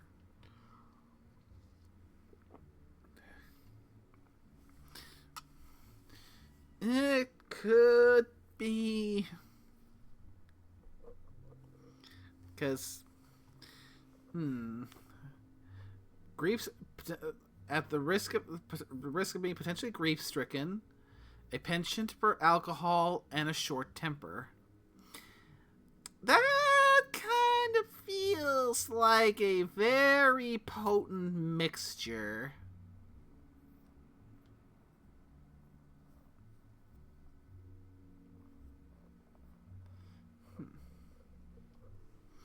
I suppose, at the very least. By the way, Bray agreed to stay at the Grand Colonial. I appreciate that. I'd rather keep Bertie within the public eye than let him languish in a bar at the docks. If you're through investigating Bertie, I recommend looking into Cedric Kincannon. He's been entirely too comfortable since we began this investigation. I don't trust Cedric when he's comfortable. I finished my investigation into Jasmine Leva, the Prophet of Profitability. Ms. Leva earned that title, but not for the reasons you'd expect. The profit business has been profitable for the hotel. Not so much for Ms. Leva's followers. So, tell me, what did you find?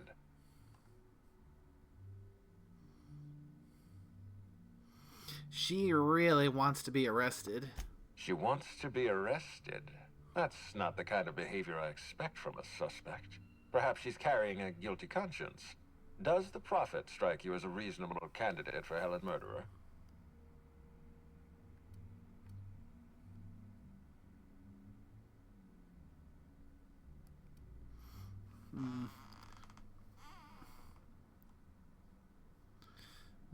I'm still considering my options, but no, I doubt she did it. I'll bear that in mind. Thank you for the update, Inspector. I'll include everything you've told me in my official report. I'll be back. Oop, and enough for another level up.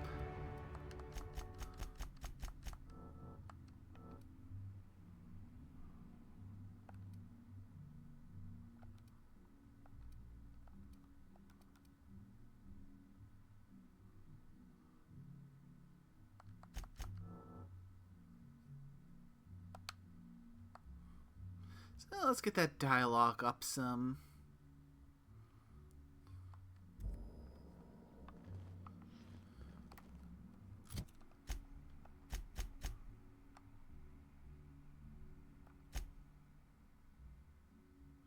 Okay, so now we go speak to Cedric, and then... Or, first things first, we can confront Spencer, then we can go to see this Cedric guy.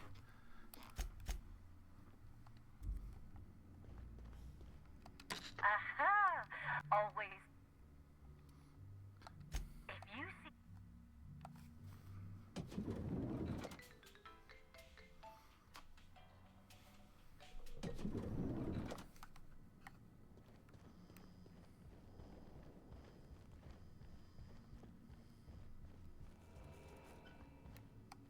Please, can't you see my heart is bursting at the seams? I absolutely must go out. A quote from the Sisty Cutlet. I voiced a Sisty pig, aware that it was going to be slaughtered. Ask me anything at all. I might even give you a straight answer. Learn a thing or two about your activities in the hotel. Oh, have you now?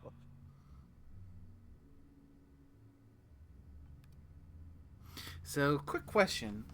What was it you wanted with the terror ray bile gland? What? That damn bellhop promised discretion.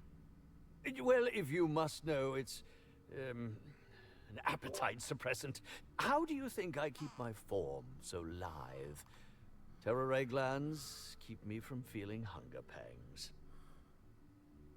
I have security footage of you tampering with Helen's last meal. Tampering? No, no, no. I just happened to be passing through the kitchen and saw a dish that looked good. If being hungry is a crime, you better indict 3/4 of Halcyon.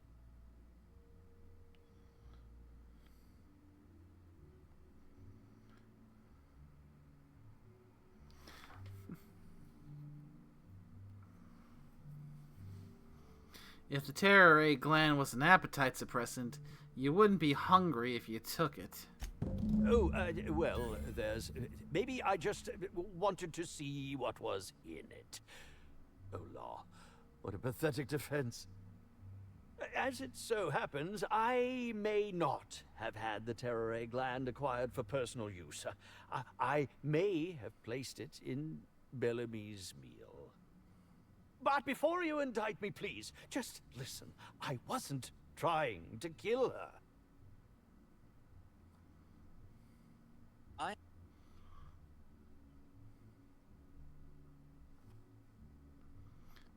Talk. I will. Terror ray glands aren't supposed to be lethally poisonous. They're supposed to cause extreme lethargy, as if you'd inhaled several quarts of Spectrum vodka. She would have had to eat 6 or 7 of the glands to die, and even then it would be an extended, arduous process.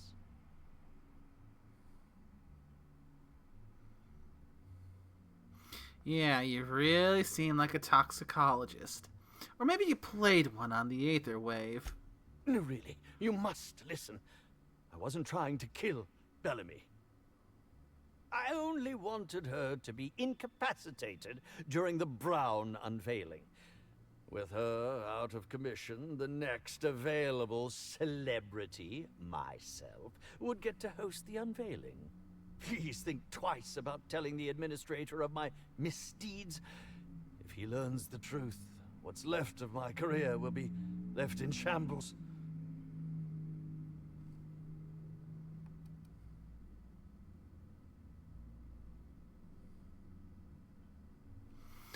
What would you want me to say instead? Tell him it was a poisonous mushroom or a bite from some poisonous insect. An accident. I promise I shall make up for my actions. Pay to erect a statue in Helen's honor, or perhaps even dedicate a performance to her memory. I'll keep you in suspense. It's more fun that way. My law, if you aren't a sadist. If I have a coronary before you make your decision, I will do my utmost to haunt you.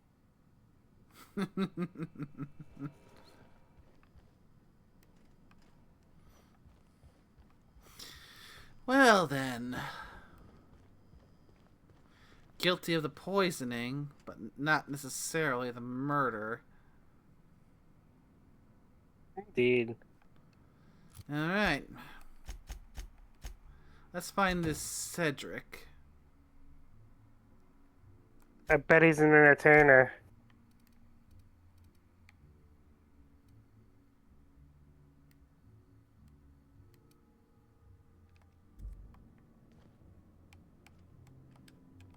Aha! Oh, wait.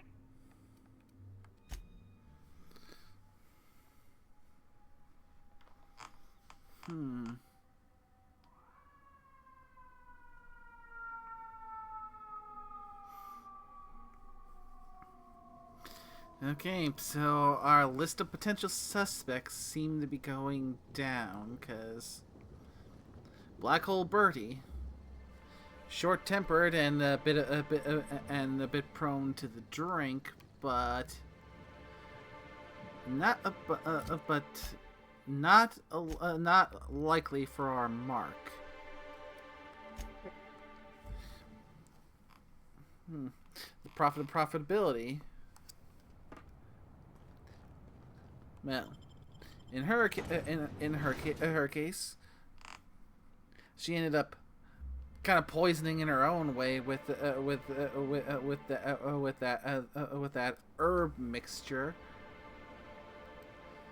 But even then, there's clear evidence of Helen getting up under her own strength. I don't know what to make of Slide Underground. Or Slug, I guess. I can't shake the feeling they had something to do with Miss Helen's death. Yeah, interesting thoughts, Parvati. I mean, we haven't looked into Slug yet as far as potential options. Yeah. You got an appointment? That last that actor definitely guilty of poisoning, mostly because he wanted to have his chance to be for the limelight, but not necessarily murder because she was shot. Appointment? Hello, I need to speak with Cedric. Yeah, that's why you're here. Appointment? Well, no, but I'd like to see Cedric regardless. No appointment? No talking to Mr. Kincannon. Not very friendly, are you? They don't pay me to be friendly. They pay me to keep hooligans out of Mr. Kincannon's hair.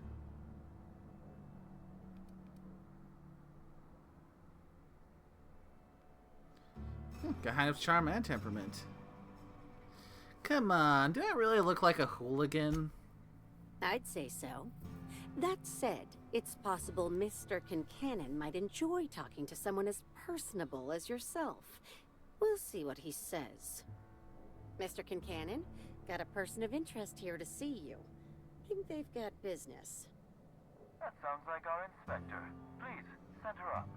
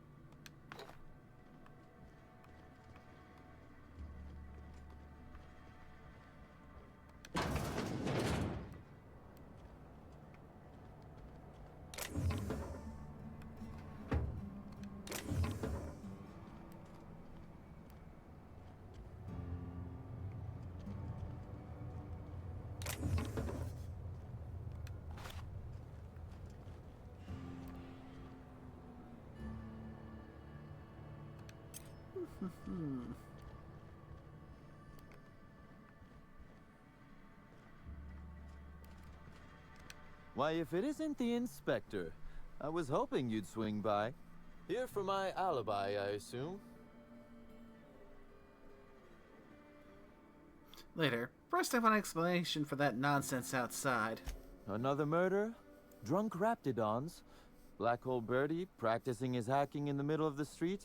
Stop me if it's one of those, or I'll just keep guessing.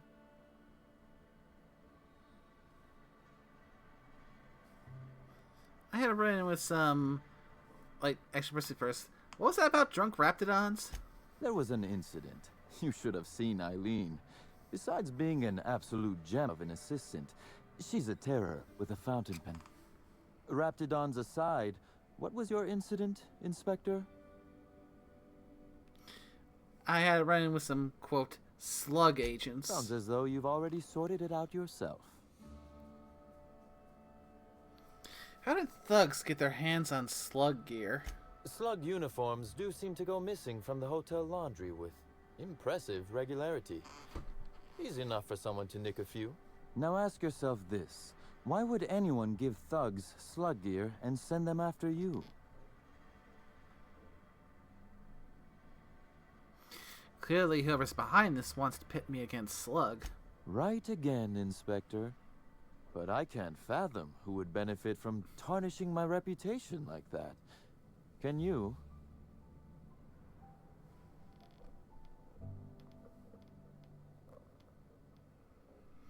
I mean, aside from these options, pointing at the administrator at Ludovico, I can think of another potential option. Simple. It's to throw suspicion off of them by throwing it onto them. Have it so a few of their bits of equipment and gear go missing, so someone can go pretending to be Slug to try and intimidate me. If someone's using stolen slug gear to intimidate me, then that could lead to a possibility of them trying to make it look like they're trying to throw shade on and incriminate Slug.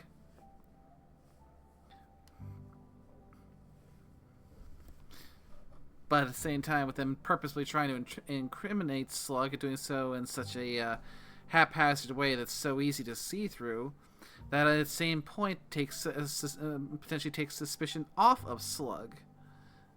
Because if they're just the victims of some ne'er-do-well trying to throw suspicion onto them, then that makes them look all the more innocent in exchange. Are you following my logic? I think so. Basically, staging staging an attempt to slander their reputation in order to make them look more innocent because of that blatant attempt at slandering them. True. I mean, no one expects you to be the criminal, the mastermind, if you're also a victim. Mm-hmm.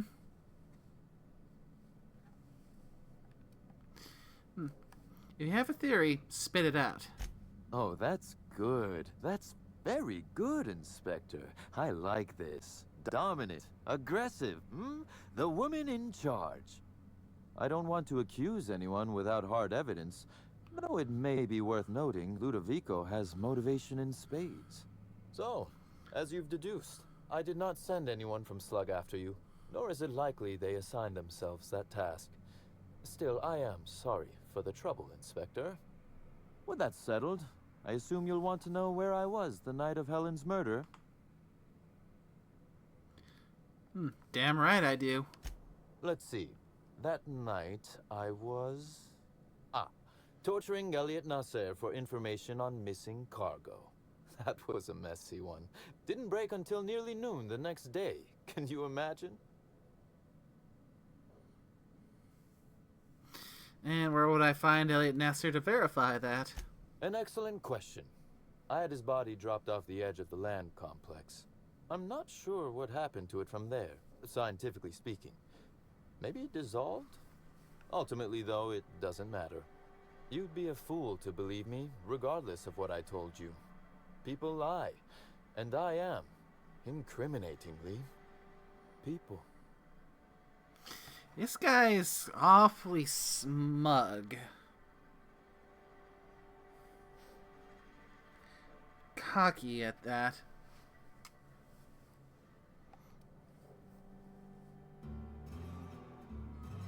So your alibi is that you were busy murdering someone else. Which, as I said, you should not trust.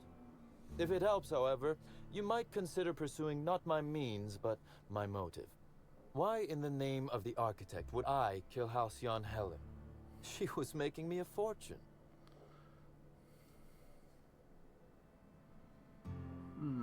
So Helen's death is a net loss for Slug. I'm considering a line of commemorative merchandise. Still, that's nothing compared to what Helen would have made us in the long run. I'd offer to assist you in your work, but I have a mystery of my own to solve, I'm afraid. Anything I should look into? You may very well want to. This particular trouble strikes me as not unrelated to your investigation. Items are disappearing from Slug's storage and processing warehouse. The thefts began a week before Helen's unfortunate death, and there have been more instances since. Before you ask, I know the difference between cargo going missing and cargo going missing. This is the latter. What's the connection to Helen's murder? I'm not sure. I'm only confident there is one. That the thefts began mere days before Helen's untimely demise is an extraordinary coincidence. I'm not a man who believes in happenstance, Inspector. I do not trust it.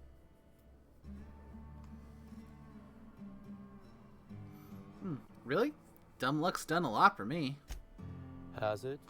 I wonder, how much of your luck has been luck? And how much are you downplaying as chance? Regardless, this will be fun. I would say you so. Out in the field, chasing down leads. Me, scheming in my office, preparing to unspeakably mangle the perpetrator.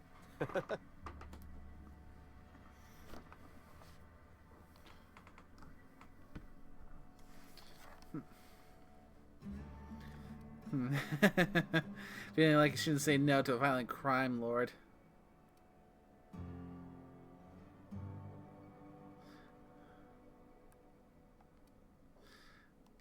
Ooh, this one's nice. I like to commit my own horrific bodily harm, thanks.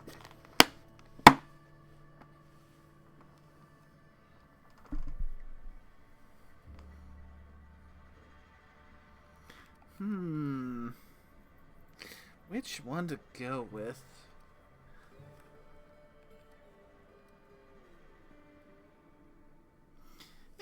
I'll go with this one. I like to commit my own horrific bodily harm, thanks. Oh, I never subcontract out that type of work, Inspector. You'll want to speak with Ella Tinsley, the warehouse foreman. I've cleared her as a suspect myself, but should she refuse to cooperate, shoot her. No, I'm joking. If she won't cooperate, tell me and I will shoot her. And do feel free to search my office for clues while you're here. Don't hold back on my account. Before I get started... Was there something else you wanted to discuss? Why does Ludovico hate you so much anyway? The original incident? Well, I made him an offer he should have refused.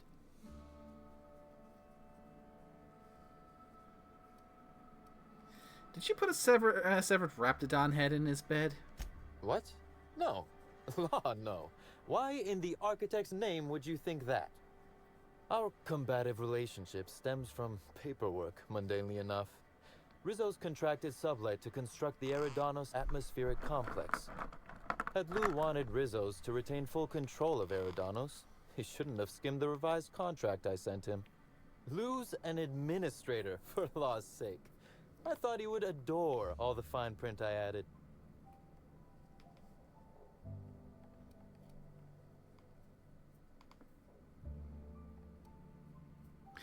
That's terrible, but also hilarious. It was all perfectly legal, too, which irked Lou to no end.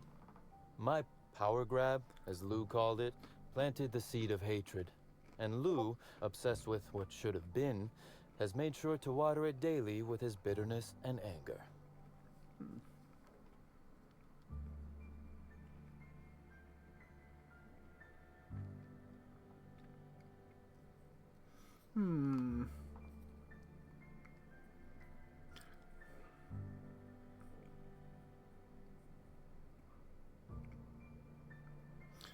Nurturing a grudge is an ugly thing. You should make peace with him. Alas, I can't. I am, first and foremost, the head of Slug, and it simply wouldn't be good for business. Slug's control of Eridanos is a crucial step in my long-term plans for Sublight. The board needs to see irrefutable proof we are a respectable, legitimate business. Why do you care so much about what the board thinks? Because one day soon, Sublight will obtain a seat on it. Meanwhile, our dear administrator is still laser-focused on old slights, which can be a nuisance. He's grown increasingly desperate to catch Slug with our hand in the proverbial cookie jar as of late, convinced we're involved in less than legal business opportunities.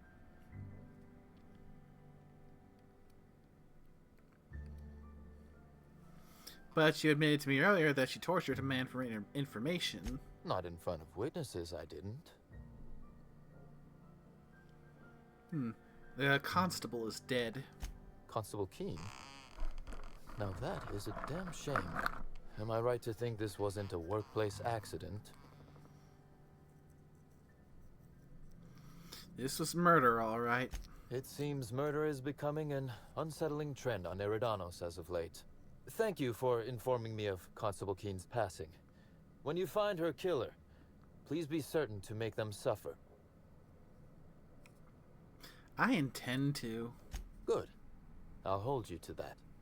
We may have been on opposite sides of the law on occasion, but we were not enemies.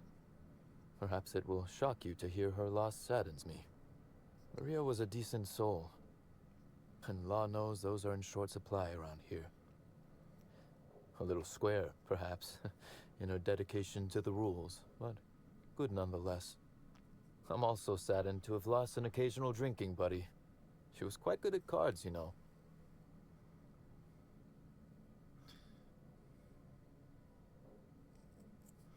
I'm sorry. Constable Keene, she didn't deserve this. No, she didn't. But let's discuss something else.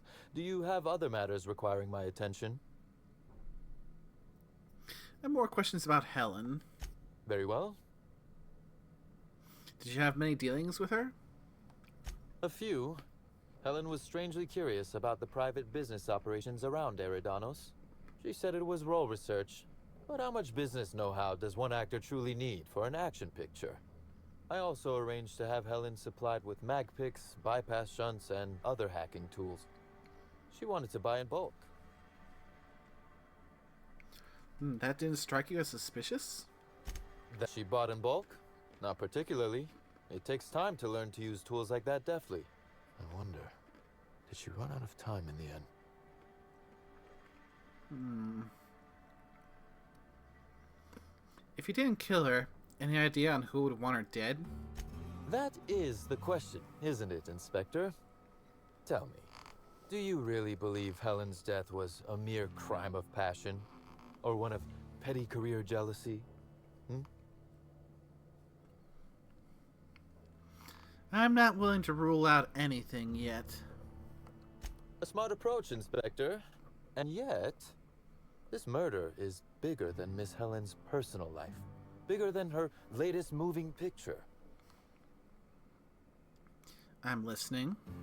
Her actions in the time leading up to her death do not align with those of an actor on Eridanos solely to promote Spectrum Brown. Stay sharp, Inspector. Now is not the time to lose focus. Because whoever did kill Helen is not going to come forward so easily. You know more than you're telling me. I might. I just might. Your point, Inspector?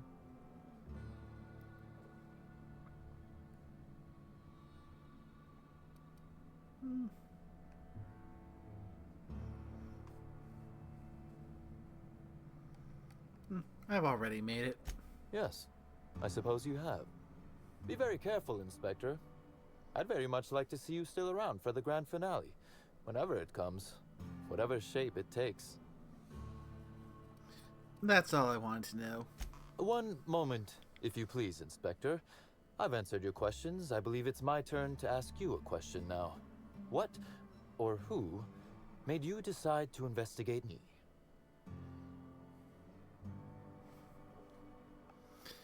You're one of Eridanos' major players. It only makes sense. Understandable. A man of my standing would naturally be tied up in all this, whether he wishes to be or not. Now then, did you need anything else? Excuse me.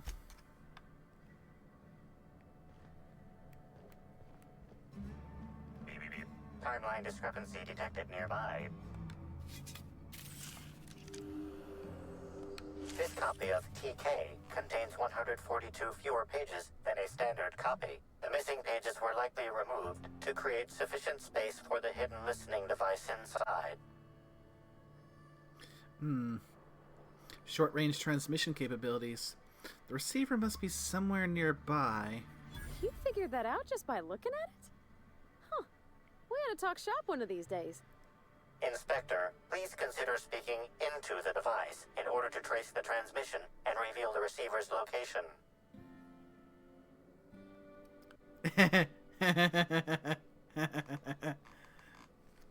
Speaking of the bug, moo. Poor woolly cow impression transmitted. Transmission analysis complete. While the precise location of the receiver could not be pinpointed, it has been narrowed down to a smaller, approximate range. How long has this been here? Analysis inconclusive. However, there is a minor accumulation of dust particle present on the book's uppermost surface.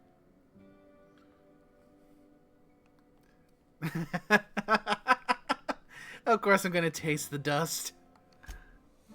It tastes slightly dusty. But not dusty enough. Yes! But not dusty enough. This listening device was planted recently. Captain, I'm getting worried over this fascination you're developing with licking random objects. Your hypothesis is correct, Inspector. Arthur, don't go encouraging the captain. God damn it.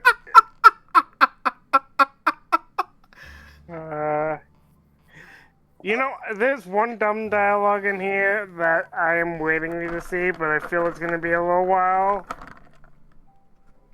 But that is up there for me.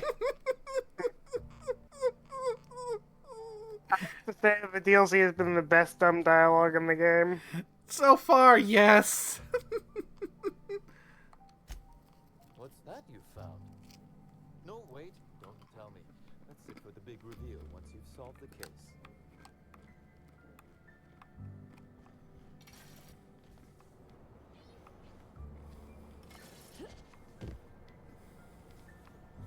If I were the killer, I'd hide the body in one of those crates.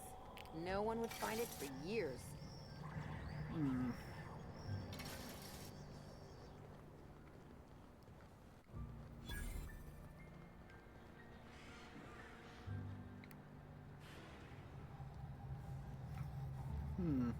Sublight freight storage and processing.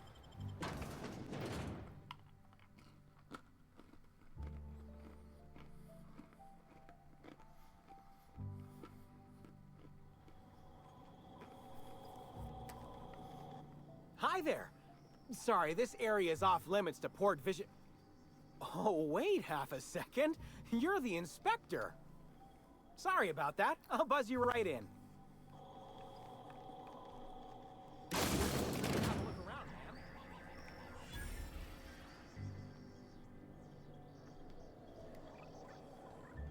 Wonder how many of these boxes fell off the back of a loader.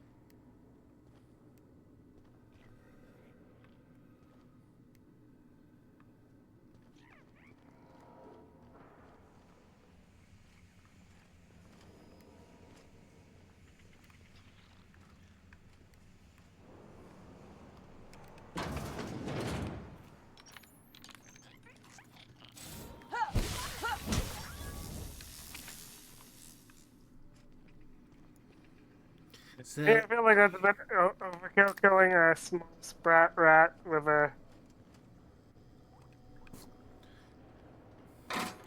True, but it's also a lot quieter than shooting a one.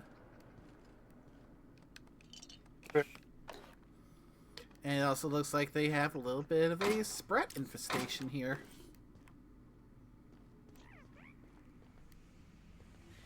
Is Fight Night still on then?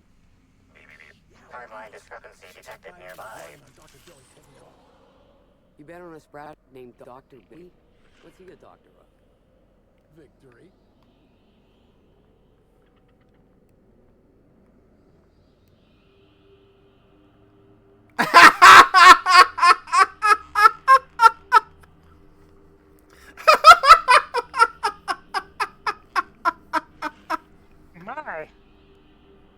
My, I wasn't expecting that reference. Neither was I! You know, like, sometimes, like, I listen in the background and do other stuff. Whenever I hear you laugh, I immediately switch back over. I'm like, okay. So I guess they do exist.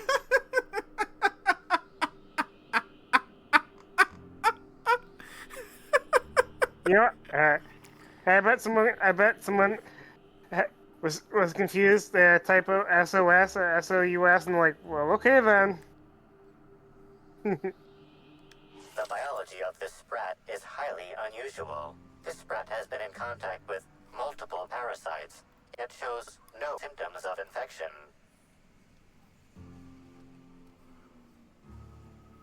Sprats do have highly adaptive immune systems. An excellent point, Inspector. The unique immunological subsystem found in sprats is advantageous in fending off parasites, pathogens, and other biological threats. Why is this sprat so big? A cursory analysis of this organism's anatomy suggests it was bred deliberately for its unusually large size. What would anyone want an unusually large sprat for? Based based on slug records of board-issued punitive sanctions against sublight salvage and shipping. This Sprat is most likely intended for cage fighting.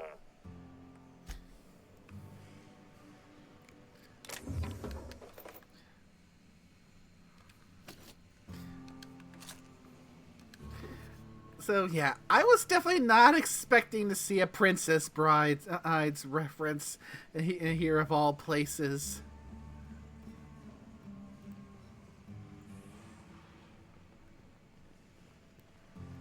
I guess they use this place to unwind. All in, Cargo huh? container, though? You'd think they'd get in trouble if they were caught. Another named weapon.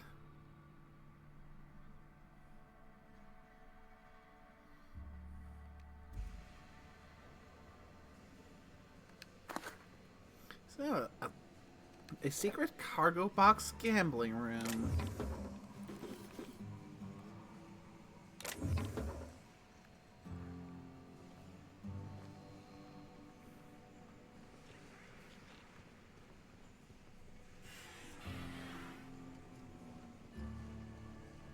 Hey there, little buddy.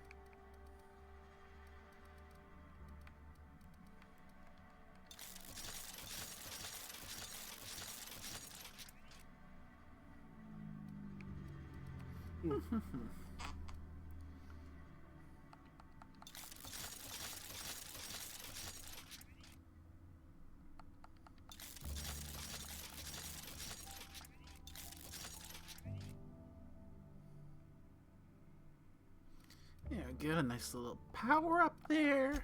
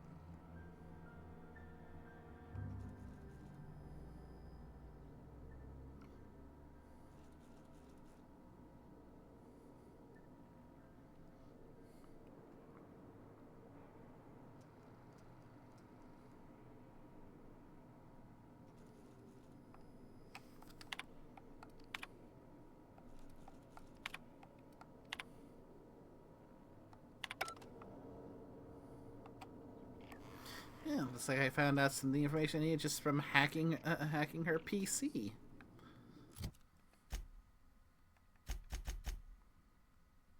Okay. So I got the info on the missing cargo. So now to find the receiver for the bug.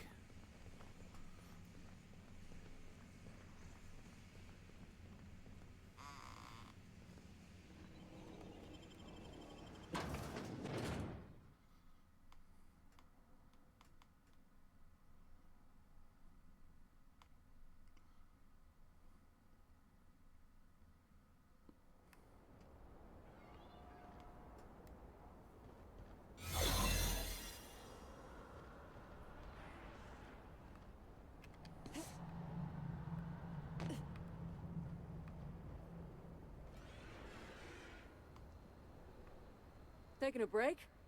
Don't let the boss catch you.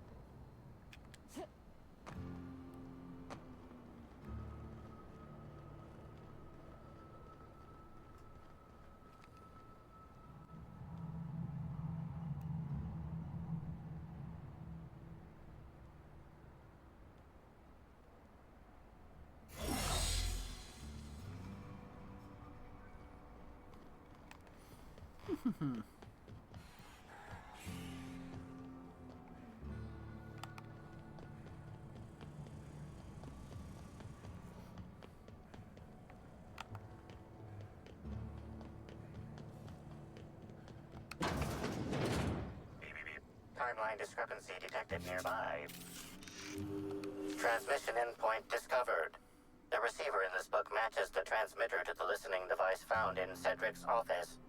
It's somewhat grime-covered. Any clues as to who put it here? Due to the high level of foot traffic in this area, this unit is unable to determine who placed the device. Yeah. How long has this been on the ground? Long enough that you're gonna wash your hands real well after this. Based on the accumulated mix of sludge and detritus, the receiver has been present since approximately a week before Helen's death.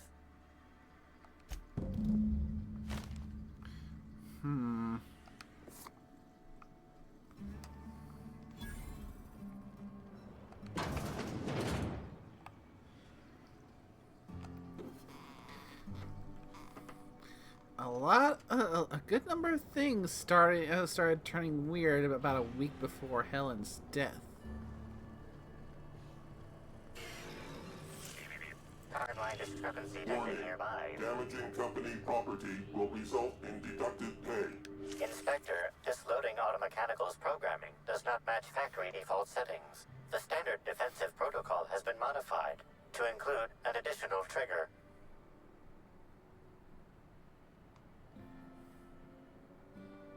Define standard defensive protocol. For Type K-19 cargo transport automechanicals, defensive protocol is triggered by attempted interference with cargo, or its transportation, or attempted destruction of the unit. Once triggered, defensive protocol targets the perpetrator and applies lethal force until the target has been deceased for a minimum of 3 minutes. Identify the new trigger. There is a directive in place to initiate defensive protocol should an unsanctioned data log installed in this automechanical be removed. Let's scan for signs of unusual behavior. Slug automechanical maintenance records indicate this particular unit is frequently reported as out of position or missing for periods of time.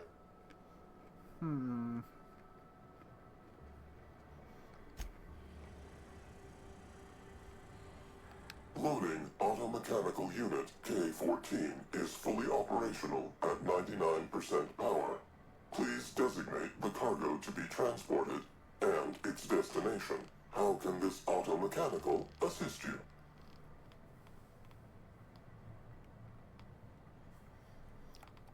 Got a high enough lockpick. Let's unlock the access panel. Access panel is open. Please be sure to close the access panel when you are done.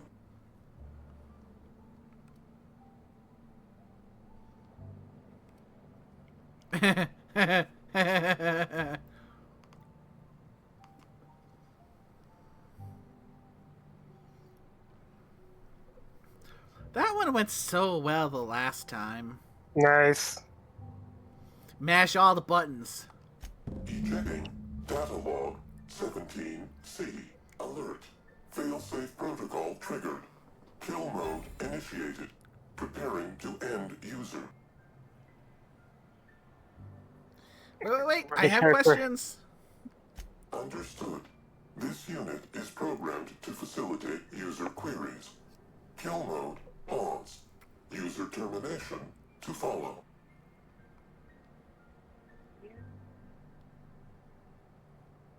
What's on the data log you just ejected? The ejected data log contains instructions to move cargo shipment 6, 8, 7, 5 outside the boundaries of the shipping yard. It also contains instructions to move randomized cargo shipments outside the boundaries of the shipping yard at intervals of 1 to 4 days. What was in shipment 68875? Apologies. This unit does not have access to cargo inventory lists.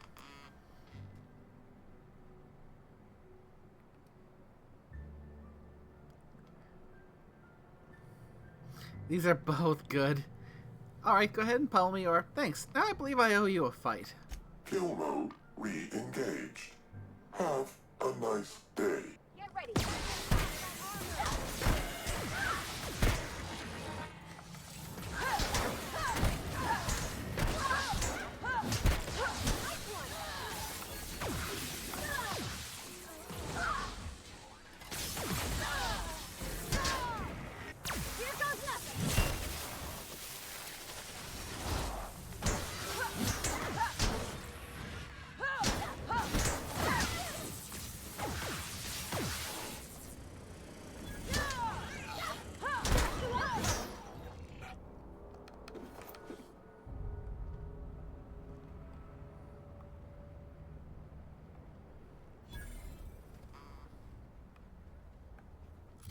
Okay.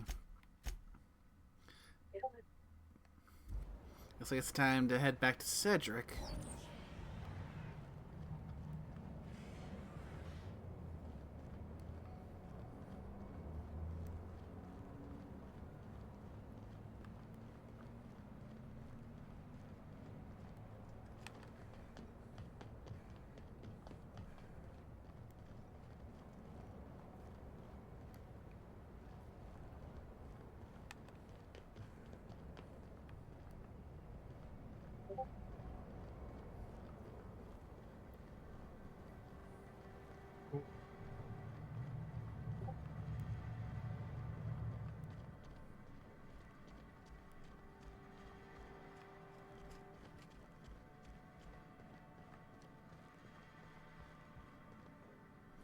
Inspector, to what do I owe the pleasure?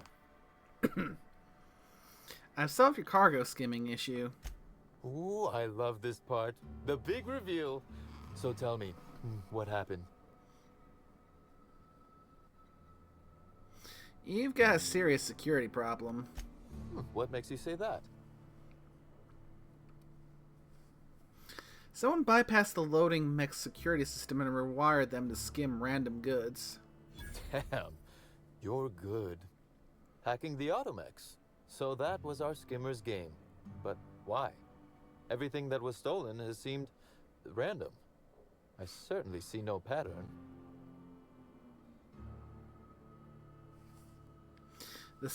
The theft was random, except for a single shipment.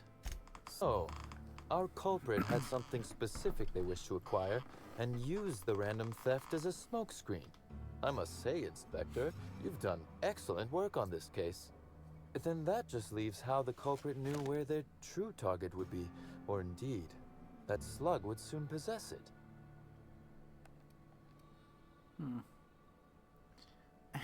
Sneak 45. Check your pocket. Okay, that's very impressive. Don't ever touch me again. Am I right to think that you found in my office earlier was the other half of this listening device?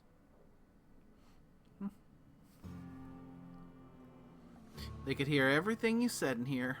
She, Inspector. She could hear everything.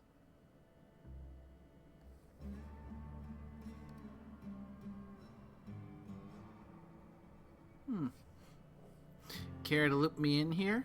The bug belongs to me, Inspector. I lent it to Halcyon Helen to assist her with role research. And she used it to research Slug shipments instead. Unbelievable. I helped her. Gave her whatever she needed. I thought we were doing each other a good turn.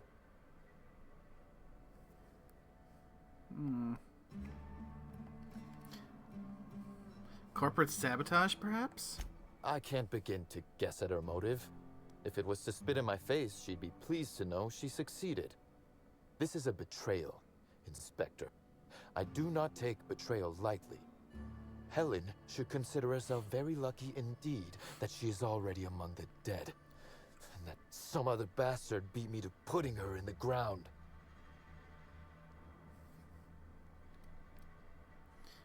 Dumb. No, I put her in the ground. She was on the grand ballroom floor. I'm going to pretend you're joking. My point, metaphor aside, is that the woman is already dead. If I'd known Helen was stealing from me, I may very well have killed her, or had her killed. Alas, I did not.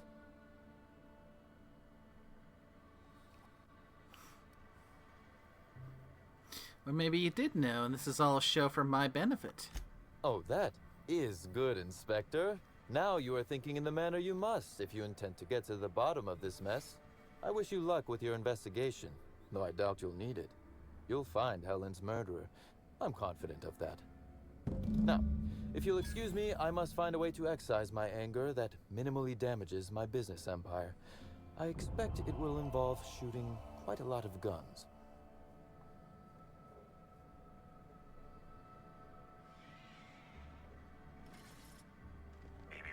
Timeline discrepancy detected nearby. I'll keep it down. And do a quick save here, because been a little bit since I've saved, and I'm about to do something risky. Yay!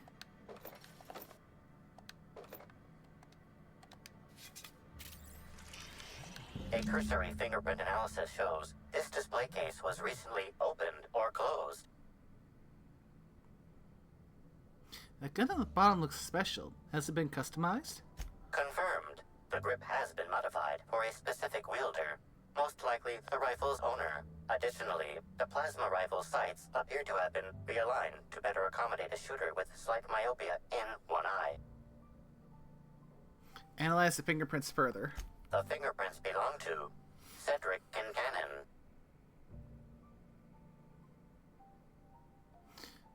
Just making sure. Oh, admiring my rifle. Had it custom fitted by a woman on Monarch.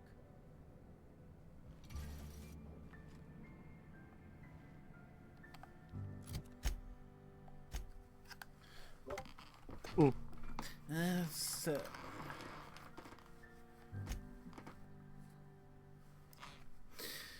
Okay, so at this point, we've got 2 more we can turn in, but I'm not sure if I'm really ready to name the murderer.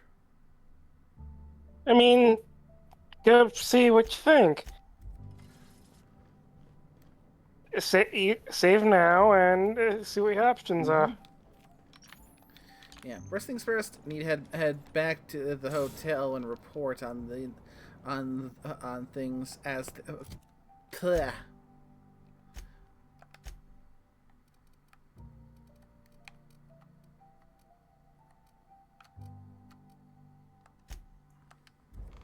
Yeah, actually managed to get to the penthouse on that one. Always fun trying to fast travel when a bunch of the things are all put smushed together. Yes.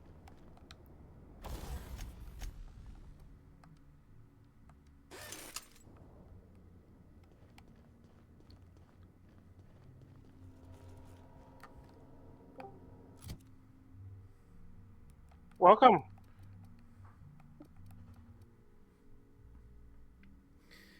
They might be figuring out who the murderer is, or who she thinks is the murderer. Also, we had some pretty fun dumb answers. Of course we know who the murderer is. It was Colonel Mustard in the foyer with the knife. Yeah, fair enough.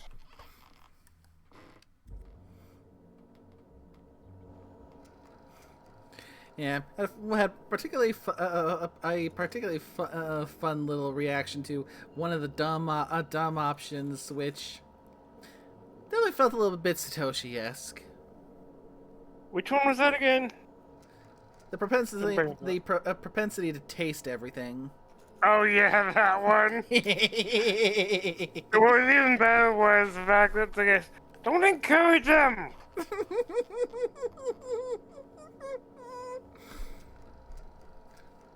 Inspector? I completed my investigation into Helen's poisoning. Excellent. I trust you have a name for our poisoner.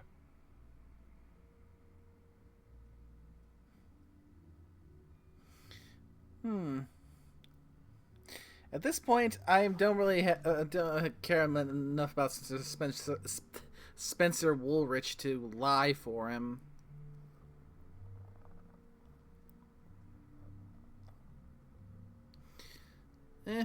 Either. I mean, it's up to you. I'm just gonna come out and say it was Spencer Woolrich. Oh, I am disappointed. I'd always believed Mr. Woolrich a man of high character.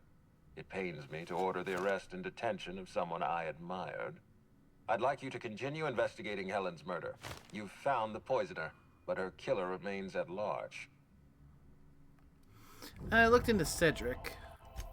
Closely, I trust. Tell me what you found.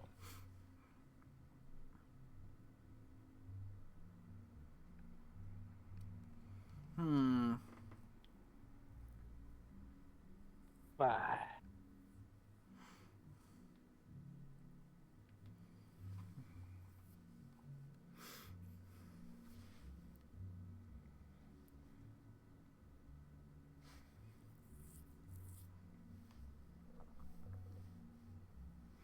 I mean, while he says he has an alibi, he doesn't exactly have a lot of proof to back it up, since his alibi has been jettisoned off the side of the planetoid.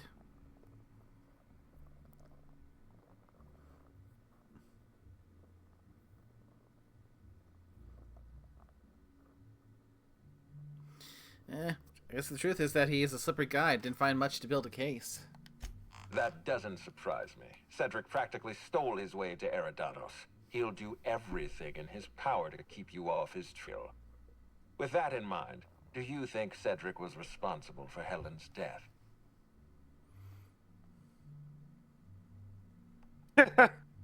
I just love the fact that... No, he was just torturing somebody.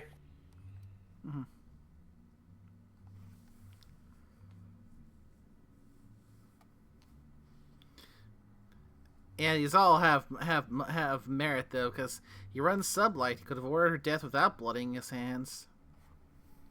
Fair. Plus, she was making him money. Doesn't leave much room for motive. Pretty much. And as you said, the torturing the guy. Yes. Which one to go with though?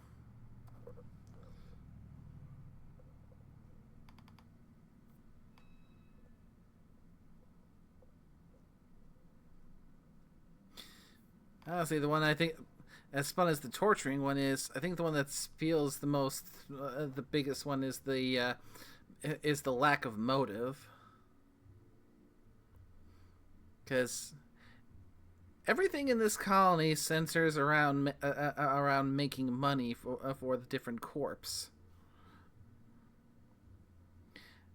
And with how much of an asset Halcyon Helen was to many people, not much motive, especially ones who has such an interest, especially since he's demonstrated a clear vested interest in earning a seat on the board. There is no way someone like him would willingly get rid of someone who was making good money for him. But I don't know about you, but it felt like he was genuinely surprised when he found out that Helen was using that bug to listen in and steal from him.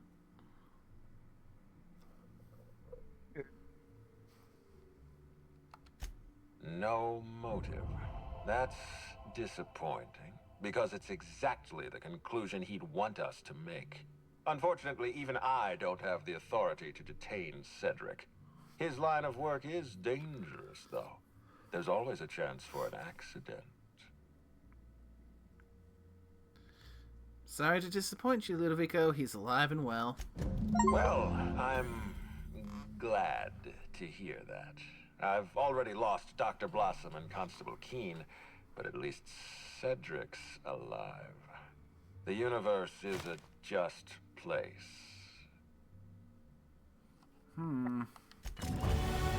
Save it real quick. I've been waiting you to see this part. This is the part I know of a dumb thing. I think you'll like it. Also, Scorpio, if you're here, you might want to pay attention to this one, because this is a pretty good one.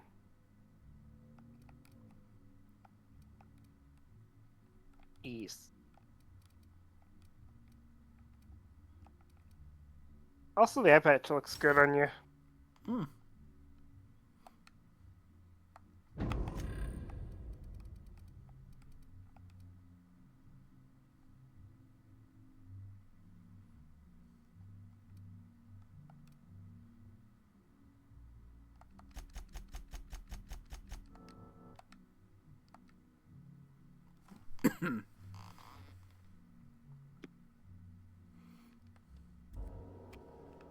So a little save here, because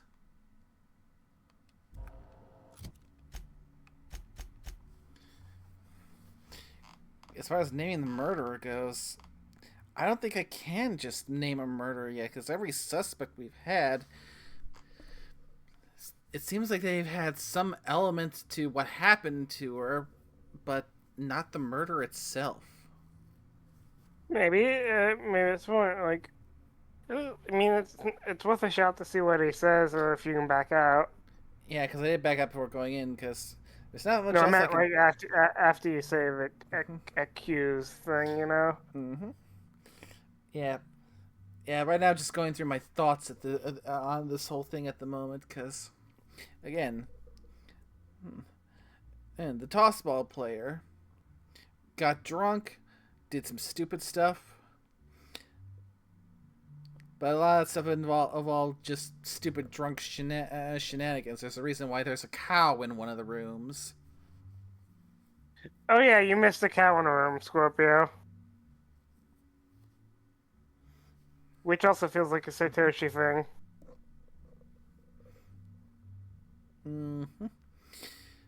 Especially you have a comment on that. Unless he's mute. Oh, go on. No, just trying to figure things. It's fair. As far as the profitability, while she almost killed Helen, that was from an overdose of some very toxic things that offer herbage that when burned can cause hallucinogenic effects, but is lethal in high enough dosage.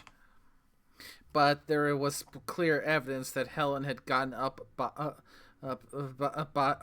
via her own means after she came to, after being dragged away, believed to be dead. So even though she's screaming for herself to be arrested, the most she's guilty of is potentially criminal negligence. Well, as criminal negligence can be when you're dealing with someone who is exposing her followers to potentially lethally toxic fumes in order to have them hallucinate. The actor, he's guilty of her poisoning, but just basically poisoning enough to get her sick to her stomach and make her unable to attend the big product reveal because he wanted a shot in the limelight to make the big reveal rather than her. As far as the slug guy, yeah, he's definitely a slippery, slimy one, but at the same time, with what we kind of know, what we've currently seen, it does seem like he was genuinely surprised and outraged when we revealed that that he was being bugged, and he recognized the bug as the one he gave to Helen.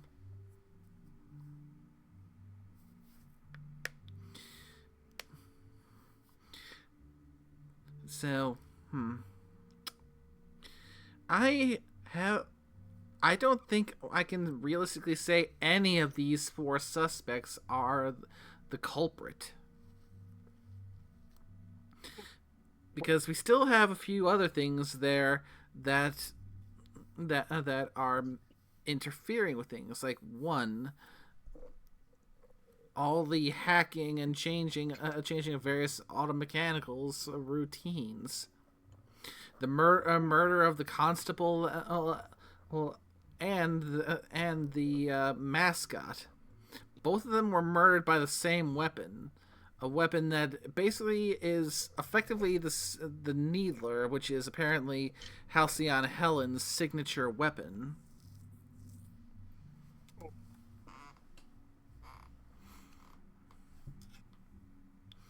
We don't have the murder weapon, and then so far we have yet to find someone that meets that trinity of means, motive, and opportunity. I don't think we can call this yet. Inspector? We don't really have a... I've been waiting for this. Tell me, Inspector, who killed Halcyon Helen? Look at the dumb answer. That's what I've been waiting to... You see.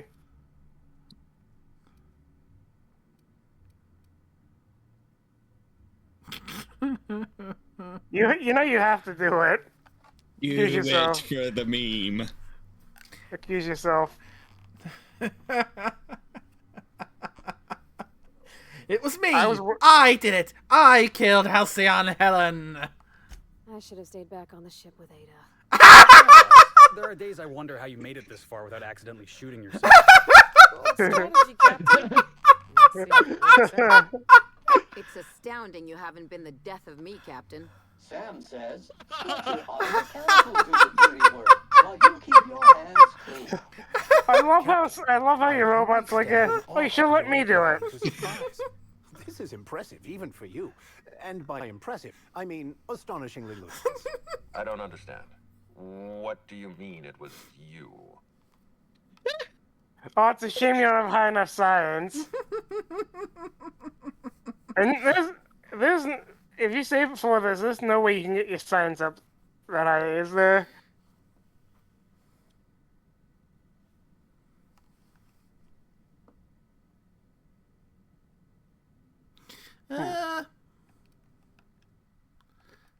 Let me see. Load game, load game.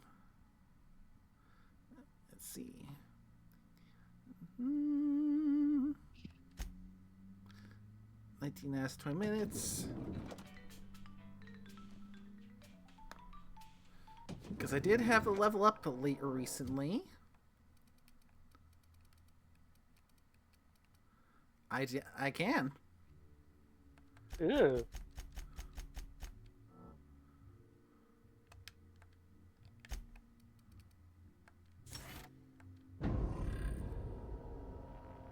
Inspector, I've been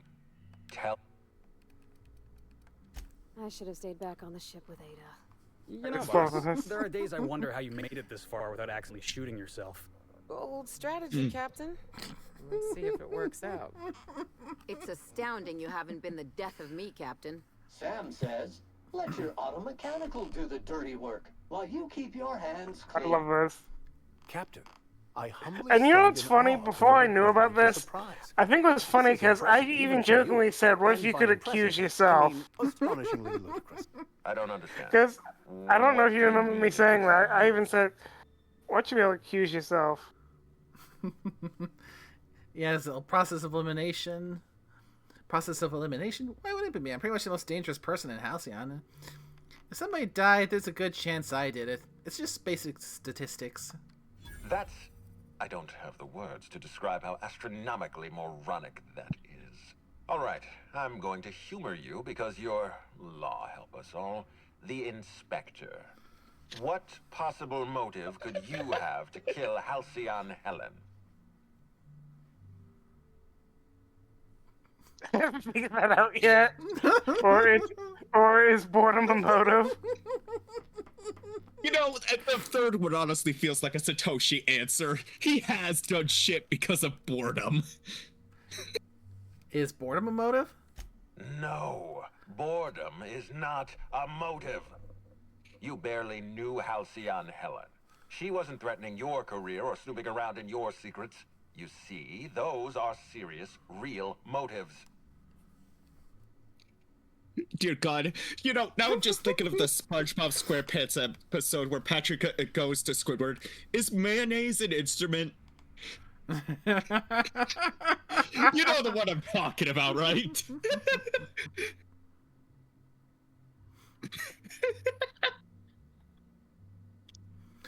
I don't know. Never really needed a motive to kill someone before. Of course you need a motive. A motive justifies your behavior. It's not murder if you don't have a motive. It's just senseless slaughter. You weren't even here on the night of the murder. How could you possibly have killed her in the ballroom? Shame you also don't have engineering. God damn it. Is there a way to get engineering that high too with some stuff?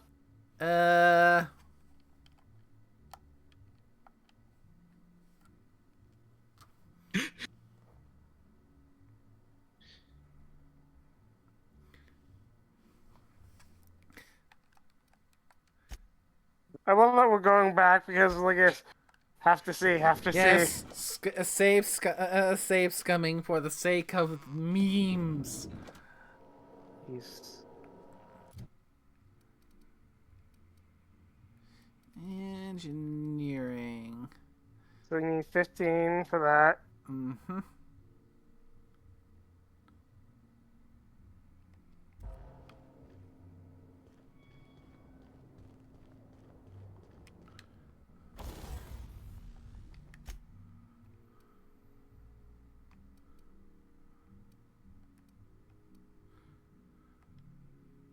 Let's see. Armor rating, cold armor, physical armor.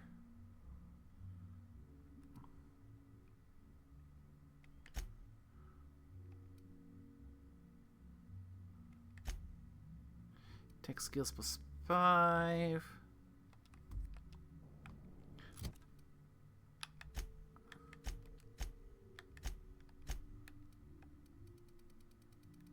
And those are tech skills. So... Don't mean you only need 10 at that point. Yeah, 10 for engineering. I'd still be short 4 for science. Unless I can get a helmet that has it too. Well, to be fair, you already figured out what he says in science, so you don't need to do that, because... But do you know if it'll have to the engineering unless you did the science? It does. But like I said, I didn't even know what he said when you did the other stuff, because I only saw the one thing. Oh, there's the tech skills plus 10. Ooh.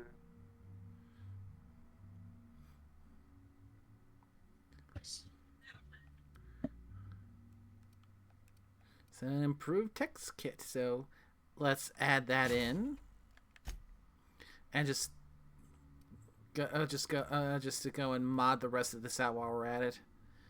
Companion ability refresh, walk speed, carrying capacity. Armor degradation. Also, now we can look at the other options just for the fun of stuff. Mm-hmm.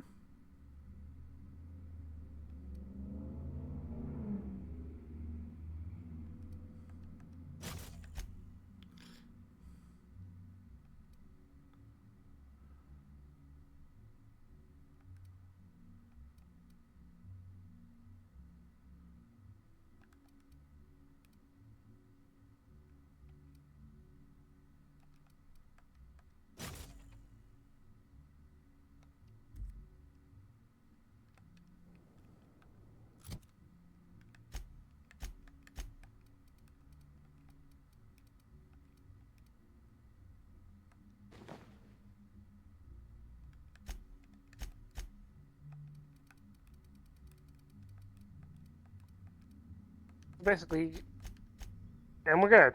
Mm-hmm. Yep. Okay, so I can put those into persuade. Yeah.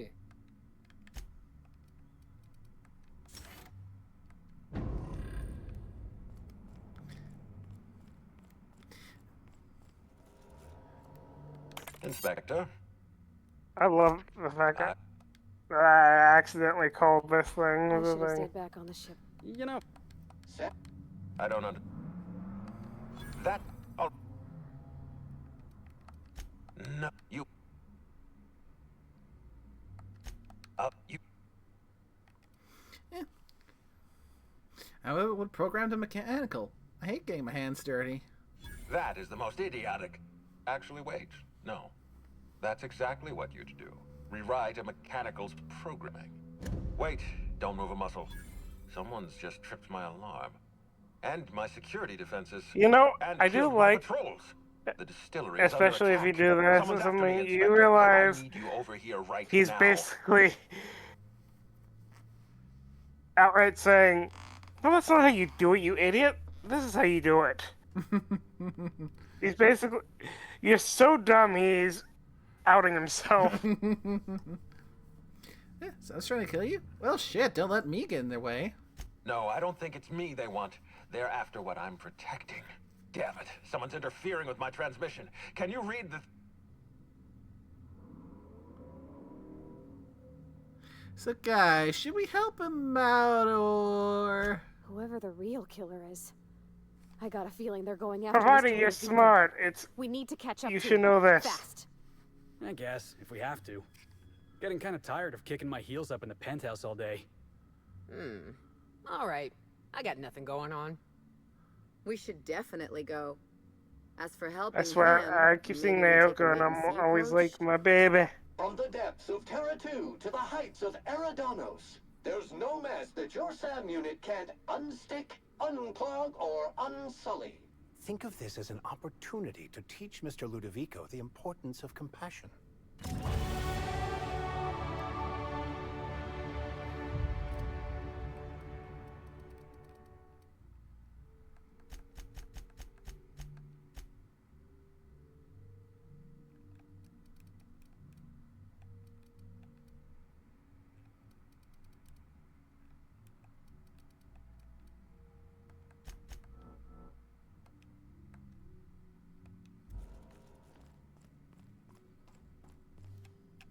Aha! Always Well, that was fun. to the lobby we go. Yeah. Now you see why I was so excited for that one. Oh, I'm hoping that when we get to the Outer Worlds 2, the dumb options are just as good, if not better. Yeah. I still haven't figured out just exactly what kind of build I'm going to go for in Outer Worlds 2. Dumb for one. I mean, that's a dumb is one of the negative traits. Basically, when you're making your character, rather than how you do in this one, where you have like a different set of core stats like temperament, perception, and things like that. You start off with choosing your background, then you choose your traits, then you choose your skills. So yeah, when you're choosing your traits, you can choose one positive trait to 8 for free, but you can have the option of choosing a second positive trait, but then you have to choose an option for a negative trait. And one of the 3 currently available negative traits is dumb. And aside from unlocking the dumb options, in Outer Worlds 2, when you roll the dumb option, it means that you have to take 5 of the 12 skills you can choose from, and mark those 5 skills as you are incapable of putting points into those skills.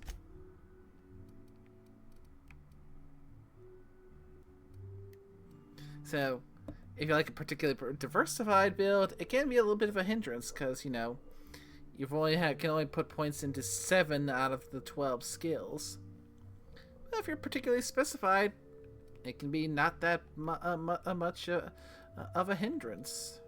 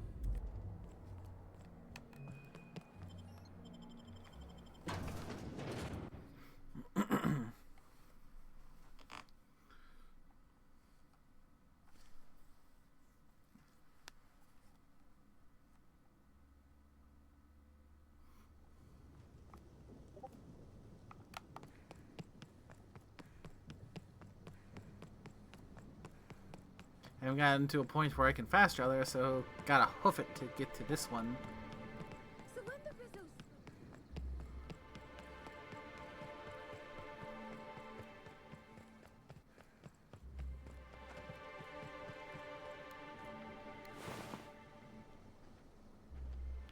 Oh dear.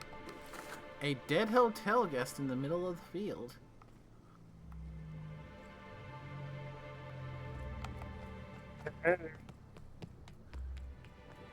It was Satoshi with a candlestick. I can take a hint.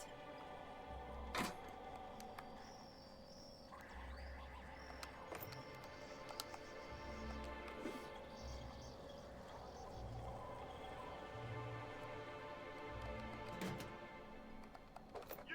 Hold it! What do you think you're doing? Nothing at all. Alright, don't let me get you. Yeah, finally got some of my social skills high enough to actually talk my way out of getting caught stealing stuff on this place.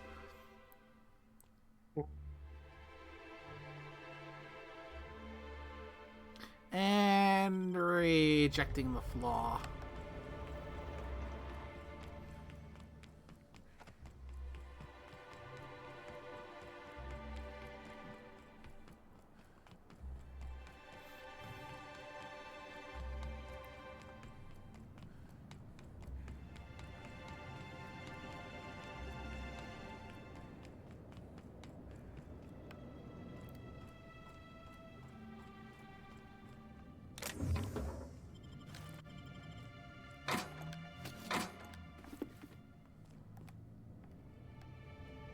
Oh, and should probably put my sneaky stuff back on. Yeah.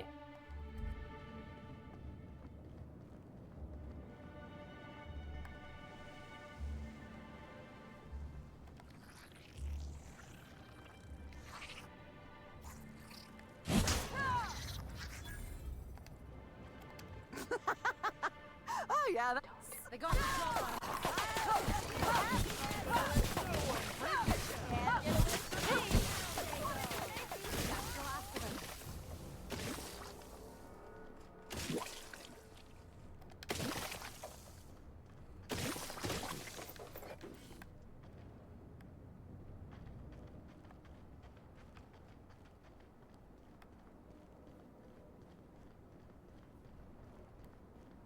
This place is already making my eyes hurt.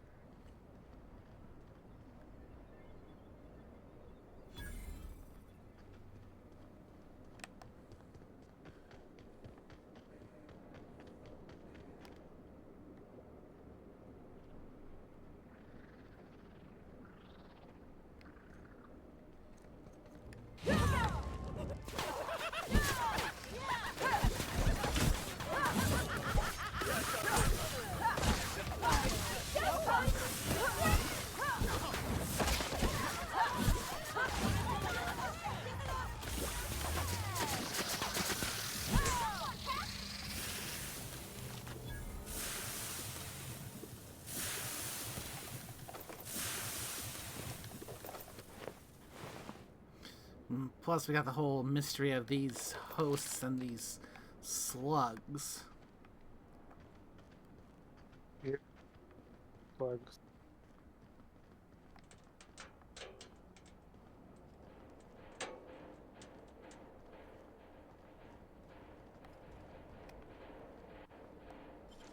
Great work. It's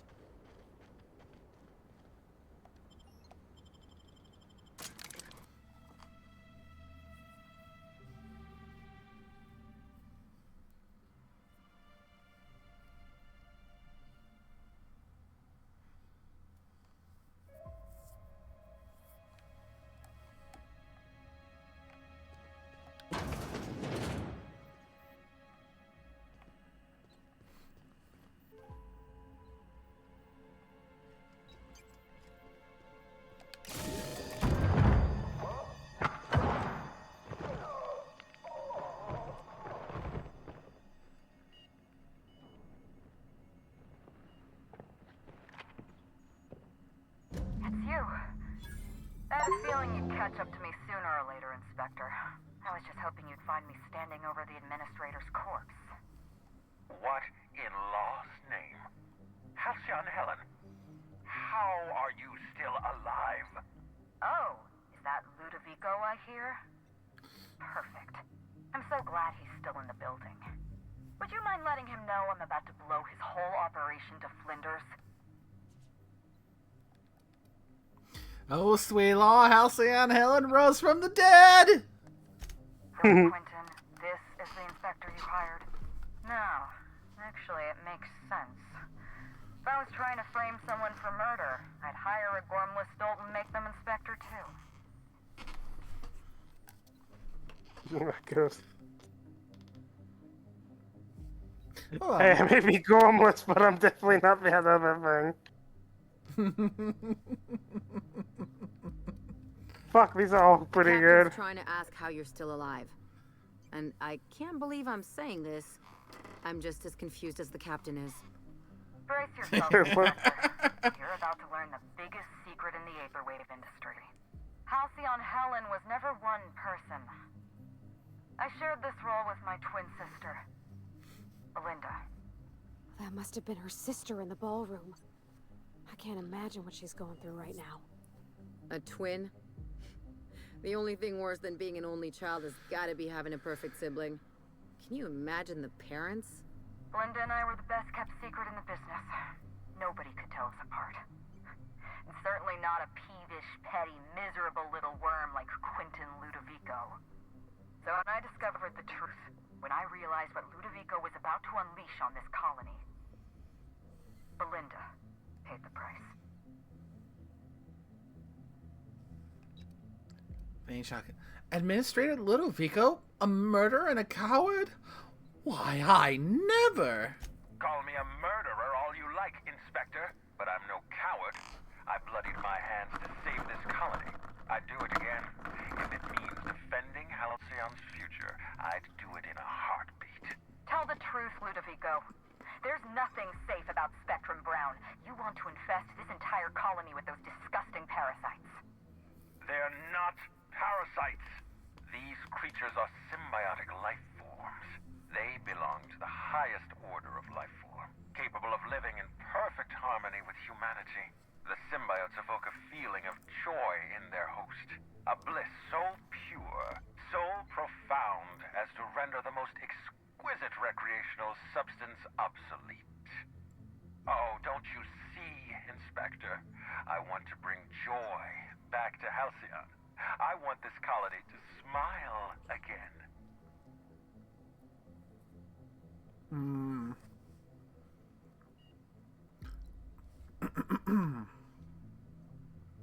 They're not symbiotes. I've seen the way the infected behave. A host only turns violent if they're carrying too many symbiotes, or if they see you as a threat. In its natural state, the relationship between symbiote and host is perfectly harmless. Listen to me. I never wanted to take a life, but I had no choice. I couldn't let anyone destroy this colony's only chance at real happiness. But what about Helen? What about all the innocent people she's killed? No one I crossed off was innocent.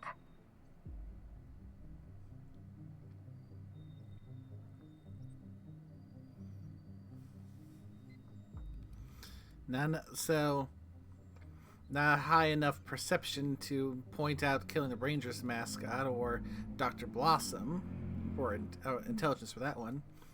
I'll be the judge of that. Ludovico murdered my sister, Inspector. He killed Belinda with his own hands. Dr. Leora Blossom, Maria Keene, that flackwit of a mascot, they were standing between me and Ludovico, so I did what I had to do. I went through them.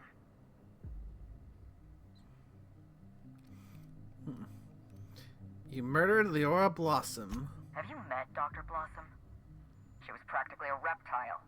A cold-blooded psychopath who toyed with human lives in the name of scientific advancement. Leora Blossom wasn't a person. She was a weapon in Ludovico's arsenal. You call it murder? I call it disarming my enemy. And Constable Keene, was that you too? She was on Ludovico's side. When she realized I was alive, she refused to stay silent. I gave Maria a chance. I told her about Belinda. I asked for her help, but she turned me down. She was honor-bound to report me to Ludovico. Maria had a duty to her company, and I had a duty to Belinda. We both did what we had to. But in the end, I was the faster shot. And the mascot?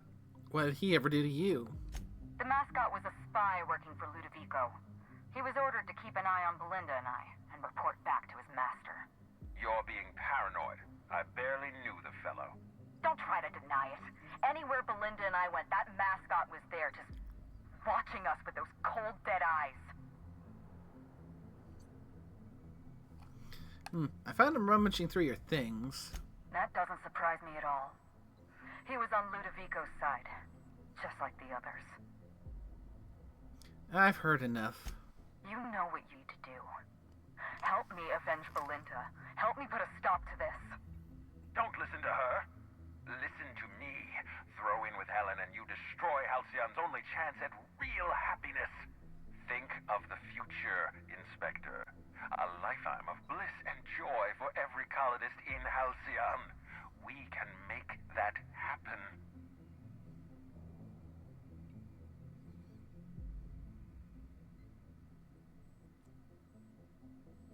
Yet, I'm in with Helen on this one because Ludovico's just out of his mind.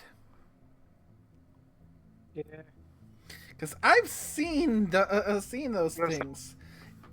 You seen how freaky that smile was on that first person, and of course, And that was just one person with just one of those things going into her neck. That's not true happiness. That's basically just happiness, drugged up happiness in another form. Couldn't agree more. The last thing this colony needs is more grinning idiots. We don't have a lot of time. We need to get out of here. Not so fast. I've sealed the bulkhead doors. You're staying right where you are. I'm sorry to do this to you, Inspector. Truly I am. If it's any consolation, Helen has brought some remarkably powerful explosives. Your death should be instantaneous. Goodbye, Inspector. Helen, we won't meet again. Damn it. He sealed us in, but I think I know another way out. Follow me and stay close. Let's move.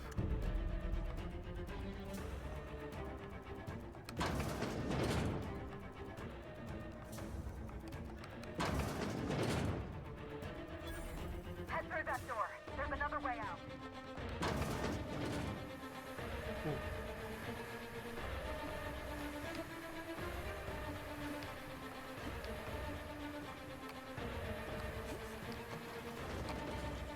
You gotta teach me that.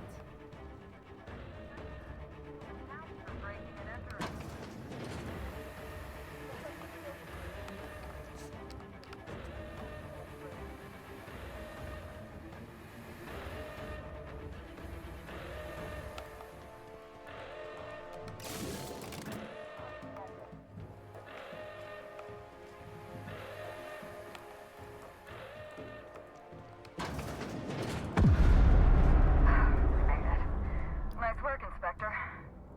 We may have put a stop to Ludovico's operations, but he's still at large. He's probably gone into hiding, so we're going to root him out. What's the plan? This entire complex has been exposed to those parasites. Law only knows how many they've infected. Most of them won't even know they're carrying a parasite inside of them. If they're showing symptoms, it's probably already too late. Boundless energy, insufferable joy, an almost saccharine attitude of optimism. Then just like that, parasites bursting out of their bodies, fat and wriggling with vital energy.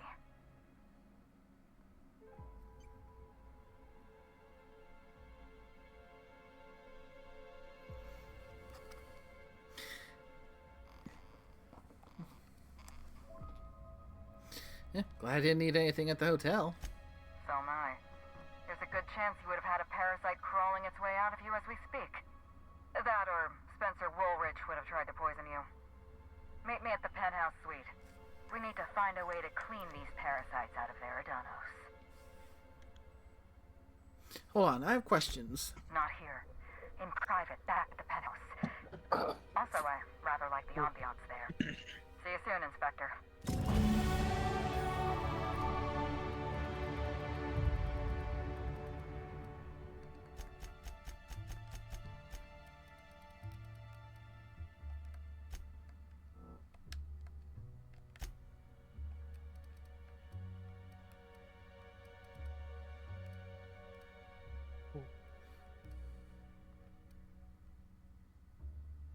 I actually think I might hit pay in a minute, so good night. A bit early, but you have a good night then. I mean, it's almost 10. Fair. I mean, that is about the earliest cutoff point. So, yeah, we can head back. We can head back to the penthouse, exchange notes with Halcyon Helen, and then call it there for tonight. We've made some good progress, I think. Yeah, we did. Like I said, good night. You have a good one.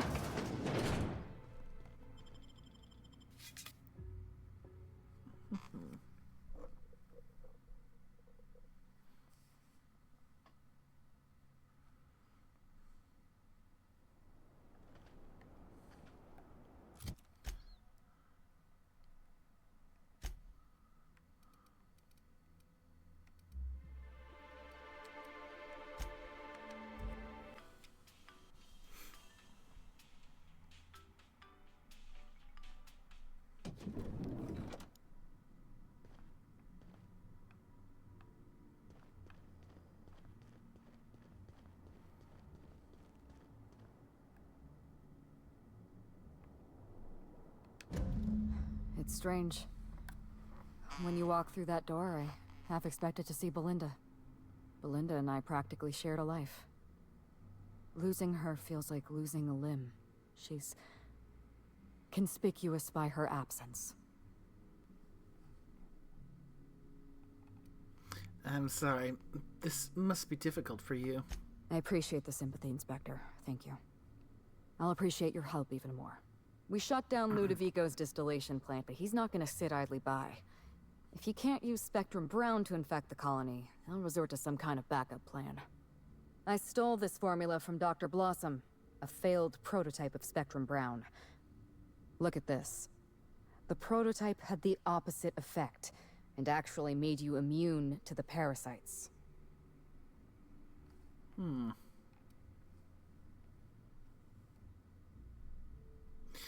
Ooh, torn between the dumb option and the medical option.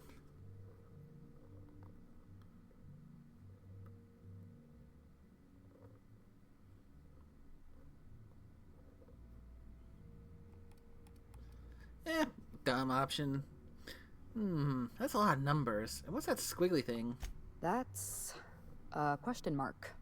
Look, never mind, just listen carefully. I need 2 ingredients. Essence of sprat and a pod of parasite eggs. Please, for the love of the law, don't eat either. Go to the spaceport warehouse and look for the sprat essence. You can find an egg pod in the wilderness reserve. That's the place with all the trees.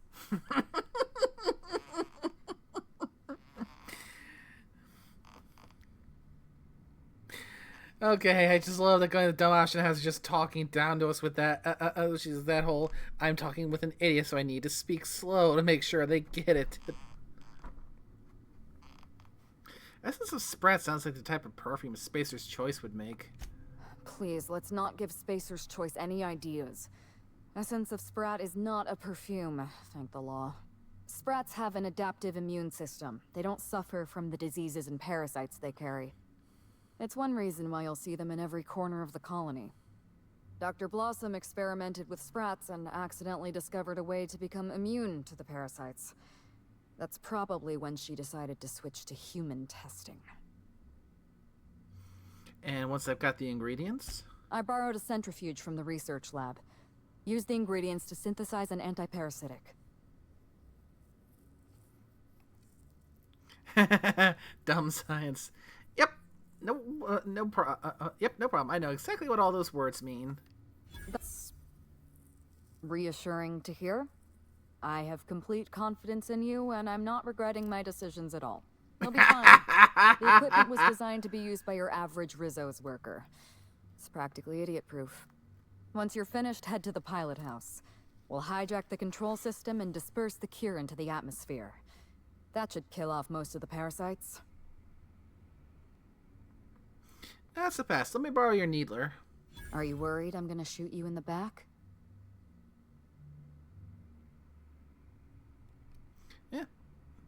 I'm already doing all the work. I deserve to feel like an Aether Wave hero. You're right. You do deserve the spotlight. Here. You take good care of my needler, and it'll take good care of you. Yay! Thanks. There is one other thing. While you're at Piraeus Spaceport, have a word with Cedric Kincannon. I know Cedric. There's nothing he wants more than a chance to eliminate Ludovico. We could use him on our side. Best of luck, Inspector. I'm counting on you.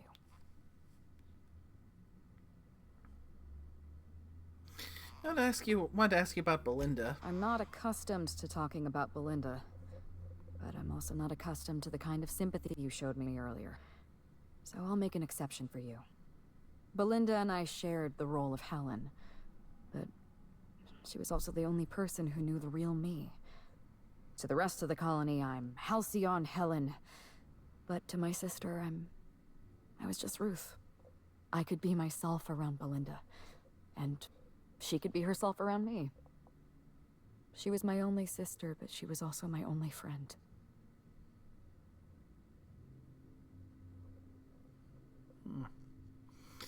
People know you're Ruth Bellamy. Was it hard to keep was it hard for Belinda to keep herself a secret? Oh, Belinda enjoyed the secrecy. She could slip into the role of Halcyon Helen, attend social events on my behalf, perform a few stunts, deliver a few lines.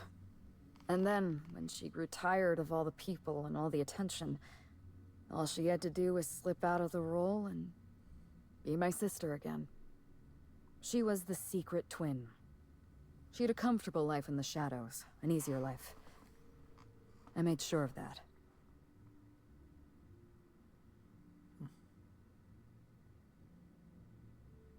Yeah, she was important to you. If I were you, I'd want revenge too. What I want is my sister back, but I'll settle for killing Ludovico. Nobody else knew you had a twin sister? Parents, naturally. An agent, a couple of directors. None of them had any reason to reveal the truth. To them, Helen was a brand. Revealing our secret meant damaging that brand. Damaging that brand meant losing money. Nobody in this colony wants to lose money.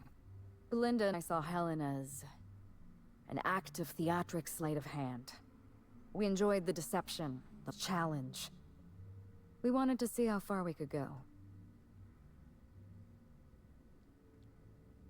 Yeah, I'd say you went pretty far. You two became Halcyon's best paid stars. And if I hadn't underestimated Ludovico, you and I probably wouldn't be talking about Belinda in the past tense. We wouldn't be talking about her at all. It should have been me in that ballroom. Belinda died because I was careless. Never mind that. If you've got something else to ask me, now's the time. That's all I wanted to know. I'm glad I could satisfy your curiosity.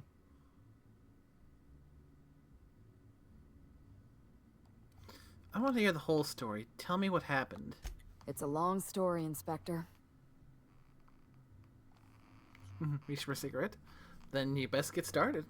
It was supposed to be just another marketing job. Rizzo's wanted Halcyon Helen to be the face of Spectrum Brown. Some hideous concoction served with a dead parasite. All we had to do was spend a few weeks on Eridanos. Shake some hands, sign a few autographs, drink a bottle of Spectrum Brown in front of a camera, and try to smile. Belinda didn't want to go. But I wanted a change of scenery. In any case, we couldn't possibly say no. Not exactly a ringing endorsement of Spectrum Brown.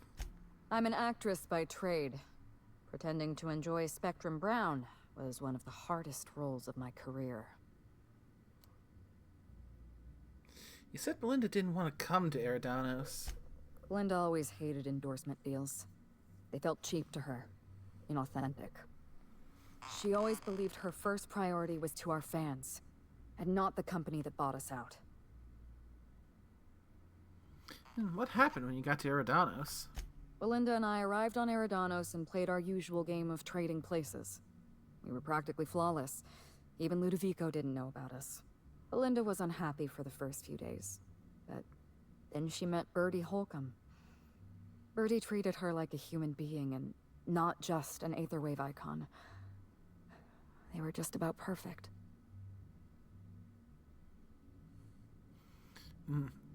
Except for his temper problem.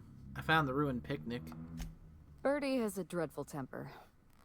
I was worried about Belinda for a while, but she told me he'd never lay a finger on her, and I took her at her word. Bertie wasn't the person I should have kept an eye on. It was Ludovico. I had a feeling Ludovico was hiding something. Belinda stayed busy socializing with the celebrities around the complex. That gave me some time to do a little digging. I heard you insisted on a tour of the labs. I saw everything. The test subjects, the parasites.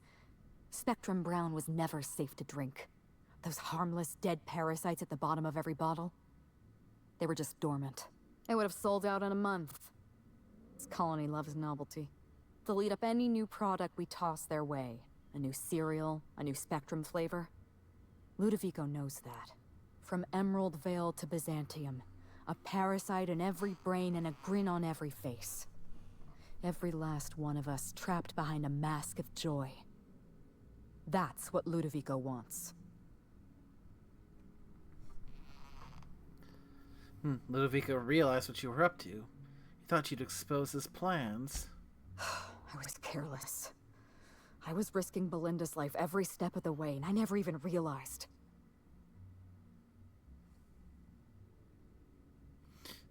Don't blame yourself. I wish it were that easy. Still, thank you. Was there something else you wanted to talk about? I'll leave it at that. Because at the moment, well, gotta focus on things like stopping Ludovico. I'm glad I managed to talk her into giving me the needler. It's a science weapon. So let's take down the Spectrum Gatling and equip the needler.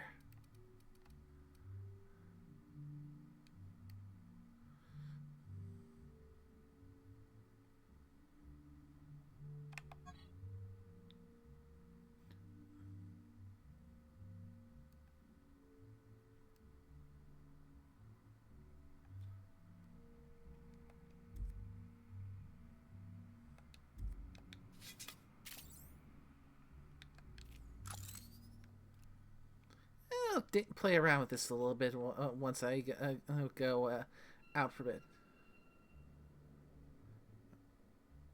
Huh.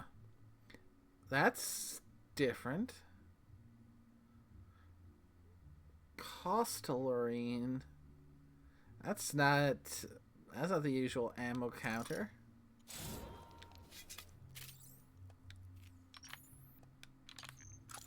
Okay, seeing that firearm, I'm now thinking of the gun Watson used. From Ruby. Because it just looks like it could hold more than... Yeah, it kind of looks like it. Or similar. Yeah, it's different from the needler that I'm used to. We'll have to wait until the next time we come back here to see how it is in action. But with that, save of the game. And from there, we can wrap things up for tonight. Well, we have made quite a bit of progress. We've managed to advance it to advance things to where we have found the murderer. It was the one who hired us in the first place. Ludovico. And to make things more interesting, we found out the explanation for why it seemed like the Needler, Halcyon Helen's signature weapon, was used to kill all those extra bodies. Because the truth was that Halcyon Helen wasn't just one person. Halcyon Helen was a set of twins.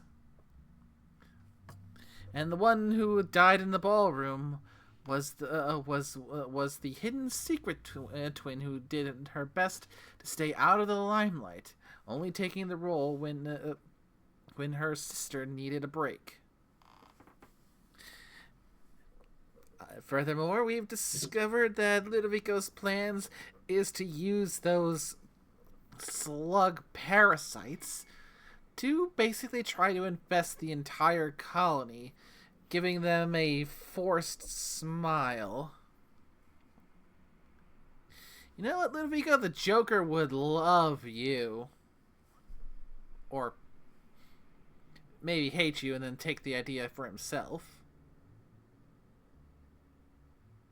I wonder if the Joker would consider these smile slugs as being close to encroaching on his whole laughing fish thing.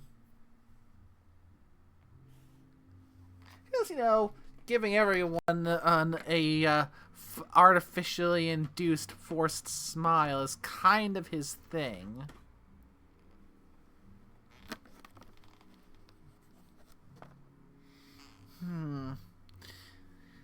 Well, when we next return to the Outer Worlds, first we need to go and recruit the head of Slug to our side, because Well, since he has such a bit of a beef with Ludovico, it should, in theory, be not that difficult to talk him into joining us and taking him down.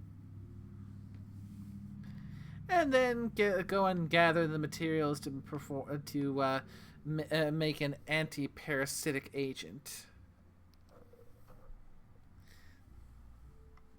But that will be for the next time we come back to the Outer Worlds. So, with that said, thank you to Nickname Aim, though they've already gone to bed. Thank you, Scorpio. Always a pleasure. And thank you to everyone who came by to watch. I hope you all had a wonderful time, and until the next one, take care now. Bye-bye.